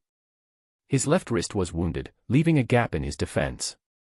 I willed more mana into my feet and arrived in range, about to land a solid hit to his side, when I see him furiously swinging his sword down. He fell for it. I quickly pivot with my left foot in place, spinning to my right. Dodging the swing by a hair's breadth, I enter into my knife's range to his right side, open because of his last desperate swing. He immediately tried to jump back, but I placed my right foot behind his leg, making him lose his balance. In one quick thrust, I jabbed my knife below his armpit, through the gap between his ribs and into his lungs. He was easy to finish off after his breath was collapsing from the wound. I was now left with the immobile George. I couldn't use Danton's sword since it was too large and heavy for my body, so I made use of Pinky's knife one last time and swiped George's jugular. The poor fighter couldn't really contest or run away with his useless leg and died with a look of disbelief. Much like his two comrades, fed to the hounds. It seemed that the elf girl knew that there was fighting going on by eerie quiet. I climbed up onto the back of the carriage where she was locked and I spotted her shivering in the corner with dirty rags minimally covering her privates. She studied me in surprise and doubt, her eyes almost saying, "He can't have been the one who saved me, right?" I untied her as she remained silent, her swollen turquoise eyes never leaving my face. Tired and feeling gross, I helped her up and simply stated, "You should go back home now." Hick, hick. She probably didn't know whether I was an enemy or friend until now, but once the word home was said, a look of relief washed over her tense face and she broke down. Hick. I was so scared. They were going to sell me. Hick. I thought I was never going to see my family again. Hick. Why? Chapter 11, To and Fro. It had felt like a good hour before the little elf girl was finally able to settle down. I didn't blame her. Being forcibly kidnapped would cause trauma even for adults, even more so since she seemed to be only a bit older than I was. As sat next to her, comforting her, I realized how bizarre of a scene this made. A 4-year-old boy tenderly patting the head of an elven girl in the back of a carriage as 4 bloody corpses were being devoured by beasts just next to them. What happened to those bad guys? She sniffled, her voice coming out a bit nasally. Not knowing if telling the 7-year-old about killing was appropriate, I simply dismissed it by telling her, they ran into a very unfortunate accident. She studied the hesitant expression on my face with the raise of a brow, only to look back down and whisper, "Serves them right." Looking closely at her now, I couldn't help but notice that she carried all of the necessary features that would allow her to blossom into quite the beauty later on in the future. With long gunmetal gray hair that I mistook for silver in the sunlight, the girl's disheveled state couldn't mask the innate beauty that she seemed to radiate from her pores. A pair of gleaming teal eyes shaped like perfectly rounded almonds quivered as her perky nose was so red from crying that it matched the color of her rosy lips. While all of her individual facial features seemed to be carefully molded gems, on the fair creamy skin of her face that was the canvas, it brought her features into a surreal, almost phantasmal work of art. Of course, this was me just observing her from speculatively as a gentleman and king who enjoyed beauty in the world. I wouldn't go as far to say I was checking her out. I helped her up to her feet before speaking again. Those people that tried to kidnap you aren't going to chase you anymore. That being said, do you think you can make it to your home by yourself? Instantly, her eyes retracted in fear as a panicked expression spread throughout the rest of her face. As tears welled up and both her hands clenched tightly to my shirt, even an infant would be able to tell what her answer was through her actions. Look, I need to get home too. Aren't elves generally safe in this forest? I let out a sigh, trying to pry open her fingers, from my shirt. She violently shook her head, much like a dog drying itself, and rebutted, "Beasts only scared of adults, parents warned me that children will get eaten by hounds or tree golems." I would normally be pretty amazed about something like a tree golem, but it was becoming pretty hard to find something that surprised me after witnessing a demon king metamorph into a dragon. I rubbed the bridge of my nose, trying to come up with a solution for all of this. "How long does it take to get to where you live from here?" Still holding onto my shabby shirt, she looked down and admitted, "I don't know." I held in the temptation to let out another sigh, since the poor girl looked like she was about to cry already, and agreed to take her back home. The kingdom of Elenoir was quite a long ways north, so my only hope was that there would be a teleportation gate there that could me back to somewhere, anywhere, in Sapin. I instructed the elf girl to wait inside the carriage while I gathered some necessities, the main reason being, I didn't want her to see the mangled carcasses of the slave traders when even I found it hard to stomach. Finally finding a backpack small enough for me to wear without it dragging on the ground, I carefully folded and stuffed a small tent inside, along with a leather water bag and some dried rations. I picked up Pinky's knife from the ground where I fought Danton and George and strapped it to the front of my waist to balance the awkwardly large equipment on my back. Before heading back into the carriage, I freed the forest hounds after realizing that, while they were able to pull a carriage, they weren't able to be ridden. I thought briefly about riding the carriage to the Elven Kingdom but thought it was too dangerous and we would stick out like sore thumbs in the forest. "Let's head out now," I said, trying to sound more enthusiastic for her sake. "Anne." She nodded, hopping out of the carriage as I led her away from the carriage where all of the dead bodies were. I learned a lot about the elf girl along the way. For one, her name was Tesha Aerolith and she had just turned 5, which meant that she was about a year older than I was, albeit physiologically that is. Tesha was also a pretty reserved, if not shy, girl. She was very polite to me, considering that younger than she was, and never complained, making her a very agreeable traveling companion. Perhaps, if I wasn't traveling in the opposite direction of my destination, I would have actually enjoyed having her with me. With the sun setting and the fog thickening, we pitched the tent underneath the sprouted roots of a particularly large tree for the night. I couldn't fit any of the supporting rods in the backpack, so used the long rope I brought with me instead and tied on 2 of the roots and hung tent canvas over it, weighing down the ends with moss-covered rocks. After I finished setting up the tent, I took out a couple of dried rations and handed some to her. "Thank you very much." She gave a slight bow. "You know, you don't have to be so polite to me. I am younger than you and I'd feel a lot more comfortable if you aren't so on edge." I replied, my cheeks full of dried food. "Oh okay, I'll try." She let out a shy smile as she held back a chuckle. I began wondering if she had been raised by very strict parents. Maybe it was simply an elf custom, and by telling her to be more comfortable with me, I was inadvertently inviting her to marry me. Giving her a shrug, I resumed stuffing my face with more food. We sat underneath one of the roots of the tree next to our tent and continued chatting. "See, can you tell me about the human kingdom?" she suddenly asked, her eyes sparkling in curiosity. "What did you want to know? What is a human city like? How are humans?" Is it true that all male humans are perverts and have more than one wife? I choked on the dried fruits I was chewing on, spraying them out before they got caught in my lungs. No. Although it isn't against the law, only nobilities and the royal families tend to have multiple wives. I said after composing myself, wiping my mouth. I see now. Her eyes seemed to say, still sparkling. Do you really? I go on, explaining a bit about the town of Ashbur and my family, to pass the time before I asked as well. What is it like living in Elenoir? She pondered a bit before finding the words to explain. I don't think it's too different from what you told me about where you grew up, except the children all have to go to school to learn about our history and how to read and write. When we awaken, we get mentors assigned to us and we become their disciple. From there, a lot of it is just training with your master. I see. I mutter, pondering about the different education systems of the humans and elves. While the educational method of the elves were a lot more advanced and undiscriminating, it only worked because the elven kingdom was much smaller and tight-knit compared to the human kingdom, but it just went to show how culture made such a big difference in the future generations. Getting up from the ground, I held my hand out to help her get up.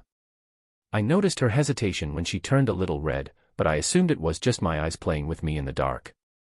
Sleep in the tent, I'll keep guard next to you outside. I see her thinking for a little as her eyes were fixed on me, full of resolve. I don't mind sharing the tent, if you're okay with it. She tried to sound nonchalant but her voice betrayed her. It's okay. I'm not that sleepy right now anyway, I replied a lot faster than I had meant to. Okay, she sulked. Did her ears just droop a little? Making sure she went inside the tent, I leaned against the massive tree trunk and began meditating. I started inspecting my mana core. Sylvia left me with something she calls her will, but how does that affect my mana core? Inspecting even closer, I notice, ever so faintly, some markings in my mana core when Arthur. Tesha's head poked out of the tent. Is there something wrong? I asked, turning my head to face her. Well. You see, beasts will more likely appear if they notice you because they will see that you are a child. Therefore, I propose that for our safety, it would be better for you to come inside the tent. At this point, Tesha had covered her face with the tent's opening flap, peeking with only one eye. PFT Tesha, are you scared to sleep by yourself in the tent? I chuckled. Absolutely not. I was just suggesting, for both of our safety, what the best choice would be, she insisted, leaning out, nearly tumbling out of the tent. If that's the case, then I'll hide up in the tree and continue to be on the lookout. You know, for our safety, I winked. You. She hid back herself inside the tent before muttering softly, I'm scared to sleep by myself. Smiling to myself, I opened the flap and crawled inside the tent. Caught by surprise, Tesha let out a small yelp before immediately lying down with her back to me. Seeing how red her ears were, I easily could see myself enjoying teasing the poor elf. After a few silent moments, she peeked over her shoulder. Can I hold onto your shirt? Seeing her trembling, I remembered that she was just a child. I couldn't imagine how hard it must have been for her, getting kidnapped, being separated from her family and carried off, not knowing if she'll ever see them again. Scooting closer to her, I gave her head another soft pat as she turned her body and clutched the edge of my tattered shirt. Her eyes closed in content and after a few minutes, I hear her breathing turn rhythmic, as I began drifting off to sleep too, still sitting up. My eyes fluttered open on its own and it took a few seconds to remember where I was. I looked down to see Tesha's head on my lap, her body curled up comfortably.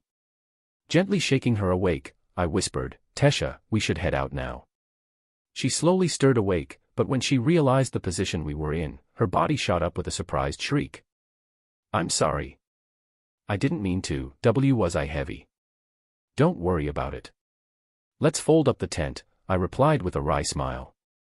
Her cheeks slightly pink, she nodded in response and we began packing everything up before resuming our journey. A few more days had passed by fairly uneventfully when, out of nowhere, I was struck with deep aches in my abdomen. The first pains occurred on the third day of the trip. We were inside the tent, Tess already fast asleep, when a sudden searing ache spread from my sternum. It disappeared soon enough, but even that brief moment caused a pain that left me in shivers. Besides that, the most exciting occurrence. was when a couple of forest hounds tried to get close, but a throw of my mana-reinforced knife chased them away. Nights passed as I continued sleeping in the tent with Tesha and her growing more comfortable around me, at least comfortable enough not to get embarrassed every time she woke up. Our conversations became more natural and had less awkward silence as she began joking around with me, even teasing me about the way I talk. In her words, she said that I tried too hard to sound like an adult. Fortunately, my worries that the wave of pain might occur again went. Our pace wasn't impeded by any tree golems or even stronger mana beasts looking for children to snack on. Can you tell how far we are from Elenoir now, Tesha? I asked on a particularly clear morning on the 5th day of our journey. Her elongated ears twitched as she began surveying her surroundings. Suddenly, she ran to a particularly crooked tree and ran her fingers over the trunk. A few minutes of silence went by before she came, visibly excited. That tree is one I used to come with my grandfather sometimes. I remember carving my name into the trunk of the tree when he wasn't looking. We're not too far anymore. I think that if we quicken our pace a little bit, we'll be able to make it by tonight, she said, pointing to the tree. Sounds good, I answered, following behind her. As lovely as the journey had been, I needed to make my plans to somehow get home, and that wouldn't be possible until I got her home. Although, I admit, I'd probably miss her after this. Arthur. You said your family and the people close to you called you Art. I feel that, through this journey, I have gotten close enough to call you that as well. We were crossing a stream atop a moss-covered log bridge when she suddenly stopped. So, can I call you Art as well? Tesha turned around, revealing a wide smile. Sure, I don't mind, I said, returning her smile. You don't mind? TCH, you could sound a bit more enthusiastic. She stuck her tongue out at me. I would be honored to be called Art by you, Your Highness. I made a bow gracious enough for a noble despite my tattered clothes. Hee, and you may also have the honor to call me Tess, she giggled, curtsying back at me before turning back around and hopping off the log. We continued on the rest of the day, with only a few quick stops to rest ourselves and replenish our stomachs. Constant use of mana rotation had kept my body from being strained, but it was obvious that Tess was growing more weary. After our last quick rest on a soft patch of moss, we continued forward for the last stretch. Tess and I had gotten a lot closer on this journey. The once shy and reserved elf girl showed bright smiles that were contagious despite our less than comfortable conditions. She would continue teasing me too, saying that I should call her older sister since she was a whole year older than I was. I teased her back, imitating her when she was crying, rubbing my eyes and yelling, "Waaa mommy, I'm scared." This turned her bright red. She smacked my arm before she started to pout. Crossing her arms and lower lip protruding, she stomped off before yelling, "HMPH. Meanie." It was dusk now and the fog around us seemed to be getting thicker. My sense of direction was all but useless in this blasted forest. Enough so that, if I were to get separated from Tess, I could wind up traveling in circles without even realizing it. She suddenly turned to me, her face a mixture of happiness and hesitation before she muttered, "We're here." Looking around, the only things visible were clusters of trees and fog. Confused, I was about to ask where we were, but I stopped myself when I saw Tess placing both her palms on a tree and muttering a chant. Suddenly, the fog around us was sucked into the same tree and what came into vision was a giant wooden door that seemed to be propped up by itself on the ground. Tess grabbed my hand and pulled me towards the door. When she opened it, I was reminded of the portal that Sylvia had pushed me through. The experience didn't feel any better the second time, but I at least knew what to expect. As we softly landed on our feet, arriving at our destination, I immediately rummaged through my bag to make sure I still had the stone Sylvia entrusted me with. It was only after confirming that it was still there did I finally look up and take in the scene around us. Chapter 12, Meeting. Pristine. That was the word that popped into my head as I gawked at the elven city. It appeared we had directly teleported right past the gates. What I saw before me were buildings that seemed to be built out of a jade-like material. These jade buildings were so flawless and smooth that each seemed to be carved from a single, huge stone. Making this place look even more awe-inspiring were the huge trees that intertwined with the buildings, filling this whole city with a more distinctive and organic ambience. Looking up, I see homes built on unnaturally thick branches extending out of the massive trunks even larger than the buildings with smoke drifting out of their chimneys. The entire ground inside this city was covered in a lush field of soft moss, with only the narrow sidewalks and the main road paved with smooth stone. The dense array of branches that fanned out from the trees covered most of the city in a canopy of shade, but there was a warm, luminescent glow throughout the city thanks to numerous floating orbs of light situated in every corner and street. While I stood, slack-jawed, still processing the world around me, a shadow whizzed in front of me suddenly, jolting me awake. Tess was still holding onto my hand when a group of what seemed like guards arrived out of nowhere. These elven warriors emanated a dignified air, all dressed in coordinated black suits with green trimmings and a golden shoulder guard on their left shoulder. These 5 guards all carried a rapier strapped to their waist. I mentally noted that these guards had no sensible aura radiating out of them. Augmenters and conjurers both naturally emit a faint aura from their bodies. The fact I wasn't able to sense any mana leaking meant one of two things: their mana cores were at a high enough level where I wasn't able to sense it, or they had enough control over their mana to not let any leak out. Either way, it meant that these guys were as impressive as their attire made them look. The guards ignored my presence as they suddenly kneeled in front of Tess in unison. "We welcome back the royal princess." My gaze flicked back and forth between the guards and Tess, and I'm reminded of the time when I jokingly called Tesha, "Your Highness." Tesha was actually the princess of this whole kingdom. When I tried to let go of Tesha's hand, she suddenly squeezed her hand tighter. In a voice so cold and apathetic that I mistook her voice for someone else's, she said, "You may rise." They stood up with their right fist still crossing their chest when the knight in front speaks. "Princess, we arrived as soon as we saw that the royal teleportation gate had been used. The king and queen are." Before he could finish speaking, I heard a cry not too far away. "My baby. Tesha, you're okay. Oh, my baby." Running towards us was a middle-aged man and woman.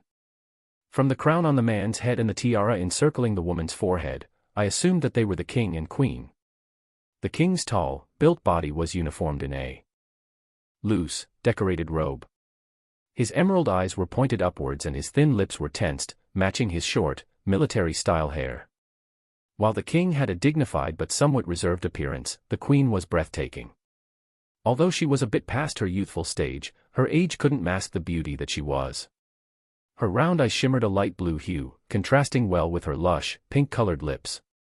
Her silver hair was curled down, flailing past her back as she ran towards us, her well-proportioned figure visible underneath her dress. The mother's cheeks were lined with tears as the father had a tense expression that looked like he was holding back tears as well. I turned my gaze to see Tesha's face visibly soften as she started tearing up as well. I let go of her hand and gently pushed her towards her parents, feeling a little sentimental myself. Tesha landed in the arms of her mother, who started sobbing at this point on their knees, both burying their face in their daughter's shoulders. The last to arrive was an old man well past his prime. His facial features are all sharp, with a gaze that could kill someone on contact. His hair was pure white and was tied in the back, face cleanly shaven. This elderly man didn't say anything, but his eyes did warm up a little when he saw Tesha. It took us several minutes for Tesha and her parents to settle down. In the meantime, the guards were glaring at me with daggers in their eyes, as even the elder was eyeing me curiously. The king finally stood up, and while his eyes were red, he still carried an air of dignity. "As the king of Elenwar and the father of Tesha, I must apologize for this unsightly appearance of mine, and more importantly, I wish to thank you for escorting my daughter back home safely," he stated, his voice coming out a bit hoarse. "Please accompany us to our home so that you may rest. After, you can tell us what happened."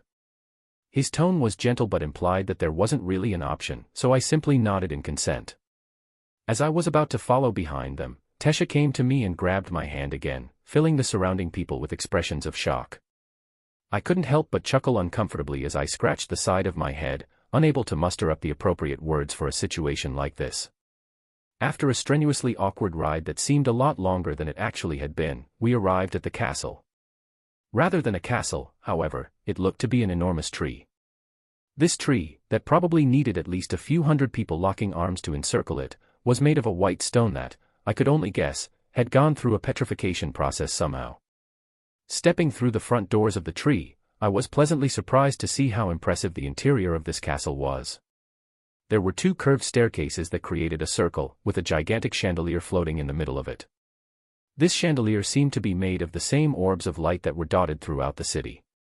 I had told the king and queen that it wasn't necessary for me to rest and would rather tell them as soon as we arrived, so that's what we did. Not even washing up, the welcoming crew was all situated around the rectangular dining table downstairs.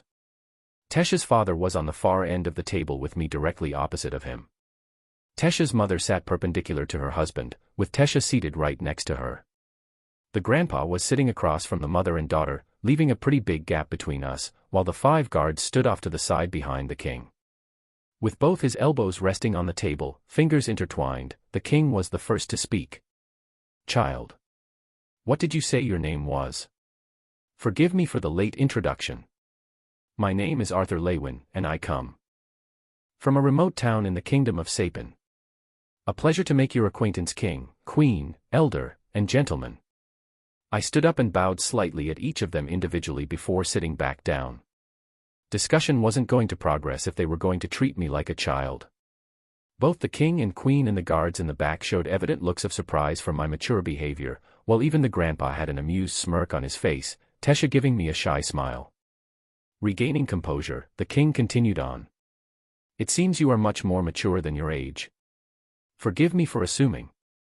My name is Aljuin Aerolith and this is my wife, Muriel Aerolith, and my father Virion Aerolith. As for what happened, please tell us. We would like to hear your side of this." Waving off the apology, I began telling the story. I made sure to be very vague in telling them how I got inside the forest of Elshire in the first place. I simply told them I had gotten separated from my family after running into bandits, only managing to survive out of luck. Inevitably, I had to tell them I was a mage. This was followed by another wave of looks of utter disbelief from everyone, including Tesha. Because of the lack of obstacles we ran into on our journey back, I never really had the need to use mana, so I didn't bother explaining. One of the guards told me that I was a liar and to prove that I was actually a mage when, unexpectedly, Tesha's grandfather shut him down. He then clasped his hands together on the table and looked at me with a renewed, eerie interest. I quickly moved on, telling them how I had spotted a carriage and observed them carrying a tied-up child into the back of a carriage before going off. At this, the king slammed both of his hands on the table, his eyes narrowing into a menacing glare. I should have known it was humans. I corrected his mildly racist comment and said, they were slave traders. Them and bandits alike prey on, not just elves, but humans as well, speaking as a victim myself. This caused the king to shut his mouth before sitting back down, letting out a soft cough. I didn't ask Tess, ahem the princess this, but I am curious as to how slave traders even got their hands on the princess of this kingdom, I queried, almost calling Tesha by her nickname. I didn't think calling her something so informal as Tess would sit right with everyone present. At this, the king almost looked embarrassed before saying, my wife and I had a bit of a disagreement with Tesha and she decided to rebel by running away. We had decided to let her cool off a bit before fetching her back because we knew where she usually stayed when she pouted, but unfortunately, she ran into some slave traders. Ah, runaway princess. I sneak in a small grin at Tess and she responded by sticking out her tongue, face flushed. I glazed over the details of the fight with the slave traders. Luckily, I had caught the slave traders by surprise and managed to dispose of them before untying the princess and escorting her here. So a 4-year-old managed to luckily kill off 4 adults, one being an augmenter at that, and you simply wave it off like it's no big deal, chimes in the king's father seated across from Tesha, leaning back on the chair so only 2 of the legs are touching the ground. Yes. Half of them were asleep and the 2 were simply not on guard, so disposing of them was not too challenging, I refuted back. The elder just responded with a lazy shrug of his shoulder. After finishing the events, I cleared my throat before asking what I came here for. As I have mentioned, it has been almost 2 months since I have seen my parents. I do not plan to intrude on your kingdom for long as I wish to meet them quickly, so I was wondering if you guys had a teleportation gate that could take me to the city of Xyrus or anywhere inside Sapin. You're going to leave already, Art? Tesha shot up from her seat, face stricken with panic. Both her mother and father gave each other a baffled look as they mouthed Art. The elder just shot snide grin at this and chuckled, rocking on his chair. I don't think it's appropriate for a human such as myself to be inside this kingdom for too long, princess. Besides, I wish to make sure that my family is safe and tell them I'm okay as well, I answered, giving a sheepish smile. The king responds back for Tesha. It has been a couple hundred years since the last human has stepped foot into the kingdom of Elenwar, and you, Arthur, are the first human to be in the capital of this kingdom, the city of Zestier. However, saving our daughter and taking the trouble to accompany her all the way back to us entitles you with a proper reward. I take a quick peek at Tesha and see her head down, her gunmetal silver hair covering her face. Unfortunately, the teleportation gate linked with the kingdom of Sapin opens only once every 7 years, for the summit conference between the 3 races. Since the last summit was 2 years ago, it'll be another 5 years until the gate will function, the king continued. I couldn't help but let out a deep breath in disappointment.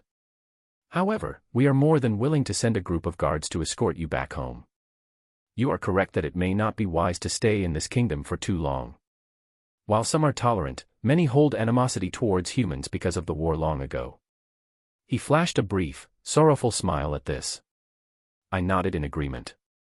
At least I'd be able to safely go back home. For now, please make yourself at home here. We will have your escorts prepared by tomorrow morning. I do advise you not to wander around outside in the city though, for the reasons mentioned earlier.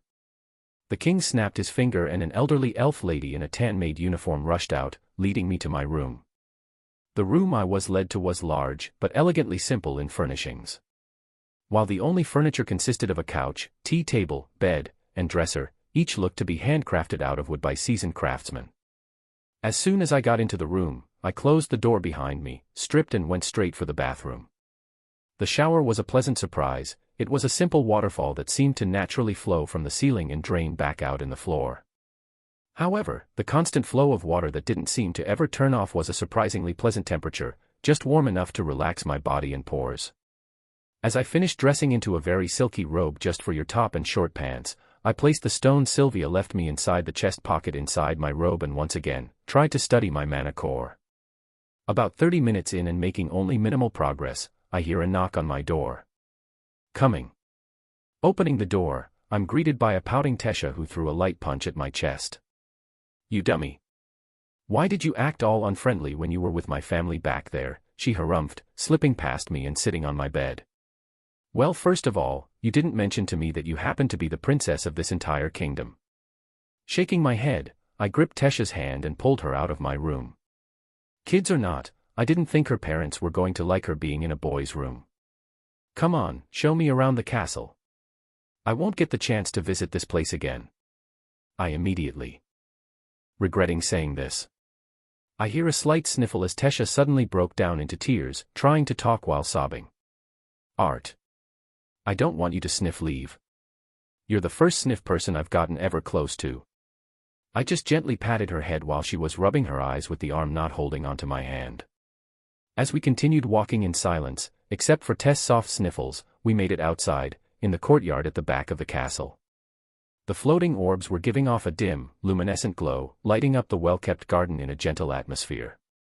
I couldn't help but imagine how differently this scene could have been played out if we were 10 years older. Before I even had the chance to finish my thought, a blatantly clear killing intent bombarded my senses. Milliseconds later a faint glimmer gave off the position of a projectile aimed at Tesha. I pushed the still crying princess out of the way and I prepared to parry the projectile with a mana-infused hand. At that instant, a figure in black was facing my back, his right arm in a stance to attack. Grabbing the projectile, I immediately spun myself to block the assassin with whatever was thrown at me. To my surprise, I was face to face with Tesha's grandfather. I jumped back out of range from before angrily shouting, "What the hell? Why are you trying to kill us? Kid. It may hurt a little but I doubt that toy you're holding could kill anyone," he chuckled. I looked down at my hand to see a pencil-sized projectile with both ends blunted and coated in a layer of something close to rubber. I was tricked. Haha. Nice reaction, nice reaction. I didn't think you'd catch my little present and use it to block my next attack. Truly marvelous. However, your usage of mana was mediocre at best. He proceeded to throw me a wooden sword fit for my size as he took out a wooden sword of his own, just a bit bigger. Here I come. Not even giving me the time to get in a stance or even the chance to accept his impromptu training, he dashed towards me. This crazy old bat. I lowered stance and, instead of being defensive, I launched myself at him as well, accelerating my speed to throw off the timing of his swing. Aiming for the fingers gripping his sword, I swung upward, reinforcing my entire body. Right before my sword came into contact with his hand, I was met with only air as he disappeared from my sight. Whipping my head back, I spotted him a couple meters apart from where I was standing. "You're a scary little brat, aren't you? Looks like I'll have to be a bit more serious," the grandpa smirked. His speed increased even more. Even with my previous life being a life of only training and battles, I was only barely able to keep him in my sight. However, being able to see him and being able to respond to his attacks are two different things. I felt like a sandbag as I could only curse at my own body. I was able to block one move of his out of every 3 he landed on my body. Screw technique, this old bat was messing with me through sheer speed. The only reason I was able to somewhat keep up was by using sword techniques and footwork to minimize my movement, along with the fact that, because of my size, I was a small target. After about 10 long minutes of being treated like a wooden training post, I started noticing some patterns in the grandpa's attacks. As he flashed behind me about to do a horizontal sweep to my legs, I put all of my strength into my legs and leaped back with my sword tucked into my armpit pointing at his head. With a solid thud created from my blow landing, the old bat stumbled a little before gaining balance. "Ha ha ha ha. I guess I deserved that one," he laughed, rubbing his swollen forehead. Throughout all of this, Tesha was surprised at first, but after realizing it was just a spar, she settled down.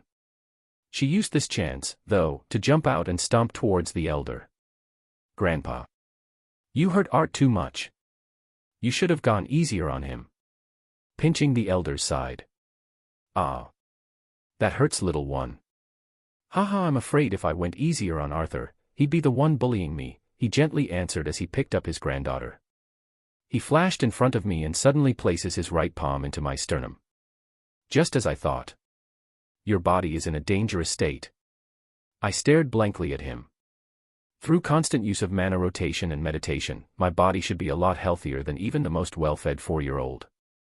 Virion, noticing my doubtful gaze, pressed his palm on my sternum at a certain angle, triggering a familiar searing pain. "Your mana manipulation is good for a beginner despite your age, and your sword techniques and fighting experience are frightening enough to make me wonder what sort of life you had led to learn all of this." His eyes narrowed. "But you failed to mention one critical thing in your story earlier." I could feel my heartbeat beginning to rise as I started to suspect that he found out about Sylvia. "I've decided. Arthur, become my disciple." He nodded, throwing me entirely off guard. Chapter 13, Q&A. I just stared at him, dumbfounded. What was this old bat saying? "What? You can't be serious, right?" I managed to blurt out. He just tilted his head in response. "Why not? F for one thing. I'm a human. Is it even allowed to have humans in this?" Sent Tesha into sleep. It didn't seem like this conversation was going to end soon. "Let's go back inside and talk," he said, leading me to a living room with couches and a roaring fireplace. Sitting down on a couch, he continued. "Let's start from the beginning. I assume you know that mana beasts possess mana cores just like humans, elves, and dwarves, right?" I nodded at this. "Right. Just like mana beasts, humans, elves, and dwarves possess qualities in their mana cores that are distinct to their own race." He picked up a piece of paper and began drawing a chart. Water, ice. Plant. Earth, gravity. Magma, metal. Fire, lightning. Wind, sound. These are the 4 basic elements and their higher forms. The higher forms, ice, metal, lightning, sound, can only be controlled by mages especially adept at a particular basic element, i.e. a deviant. This is where the distinct racial qualities lie. He wrote a brief description under each race. Humans. Human mages possess the ability to manipulate all 4 basic elements and are the only race capable of having deviants that can control the higher form of their adept element. They also have deviants that can even transcend the 4 basic elements, like healers, emitters, making their mana cores the most diverse. Elves. Elven mages can only manipulate water, wind, and earth but with much higher affinity. We also have a special trait distinct to our race that allows very pure-blooded mages to control plants. However, elves don't have deviants that can manipulate water, wind, and earth into their higher forms. Dwarves. Dwarven mages can only manipulate earth and fire but, like elves, they possess a much higher affinity to those two elements. Their distinct trait lies in the fact that all dwarves are able to mold and bend metal, while some deviants possess the special ability to manipulate both earth and fire into magma, something even human deviants are not able to do, much less elves. However, they can only manipulate those two basic elements and, like elves, do not possess the ability to control the higher form of the basic elements. Wait, I'm not getting all of this. Why can't humans manipulate plants and magma? I asked while reading his handy info chart. Good question. Only elves can manipulate plant, which is the only form of nature that is alive, because of our lineage being highly affinitive to the nurturing elements. Only the dwarf race can manipulate magma and metal because, like us elves, their lineage makes them highly adept to the constructing elements. I started subconsciously rubbing the bridge of my nose as my brain whirled. Okay. I get the differences between the three races, but what does that have to do with me being a beast tamer? What does that even mean anyway? I'm getting to that, brat, he barked. Mana beasts are different from the three humanoid races because each species have their own special characteristics. Listing all of them would be endless, so I'll give you a simple example. Mages, adventurers or not, are classified E, D, C, B, A, AA, S, SS class. This classification is the same for mana beasts as well. Take the Sonic Hawk. They are B-class beasts that possess incredible speed while in flight.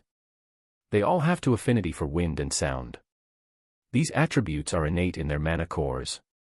Regardless of their affinity, if these mana cores are taken out and given to a human or elf mage that specialize in the wind element, their training will go by much faster than just cultivating mana from their surroundings, but that's it.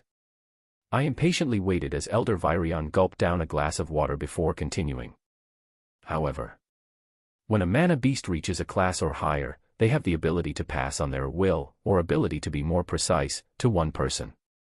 I called you a beast tamer earlier because you have a mana beast's will in your mana core, and from my estimation, not just any will but an S-class mana beast's will, if not an SS-class will. I'm only able to sense this because I'm a beast tamer as well, although the beast's will that I tamed was an AA-class beast, the Shadow Panther. So that's how he was able to be so unusually fast. Noticing the look of revelation on my face, Elder Virion just chuckled. Yes, brat, I was able to bully you that badly by utilizing my Shadow Panther's will. But I only used around 50% of my speed. He shot me a wink. He was able to go even faster. Everything was beginning to make sense, the strange, faint markings that appeared on my mana core after Sylvia gouged through it, and how she said my future progress would depend on understanding her power. My eyes welled up with tears as I lowered my head, trying to keep my tears from falling. You must have been through a lot, child. I'm not going to push you for an answer, but the reason why it is urgent for me to guide you is because you don't have much time. He said in a warm but stern voice. What do you mean? I sniffled, looking up at him. The power from your mana core is too strong for your immature body to handle. Let me ask you this, boy. Have you recently felt a burning pain coming from your mana core? The look on my face must have confirmed his suspicions because he nodded solemnly. If you don't learn to control your new mana core, it'll destroy your body. His eyes looked straight at me, dissolving any doubt I may have had. I understand. It seems I have no choice but to be under your guidance. However, I don't think I would be able to focus on training without making sure that my family is all right and that they know I'm safe too. You mentioned something about that earlier. I say, trying to put my emotions under control. Haha. Just call me Grandpa from now on. My first disciple should at least be able to call me that. And who knows, maybe I'll become your grandpa-in-law. He shot me another wink. He chuckled as my eyes widened in response before continuing. We'll go see an old friend of mine tomorrow that'll take care of your worries. What I need from you starting now is your utmost diligence. Even I'm not sure how long it'll take for you to master the basics of your beast's will. In my 200 years of living, I've never seen such a young mage, let alone a beast tamer at that. You're going to bring big changes into this world, brat. I just know it. I just scratched my cheek's hot from embarrassment.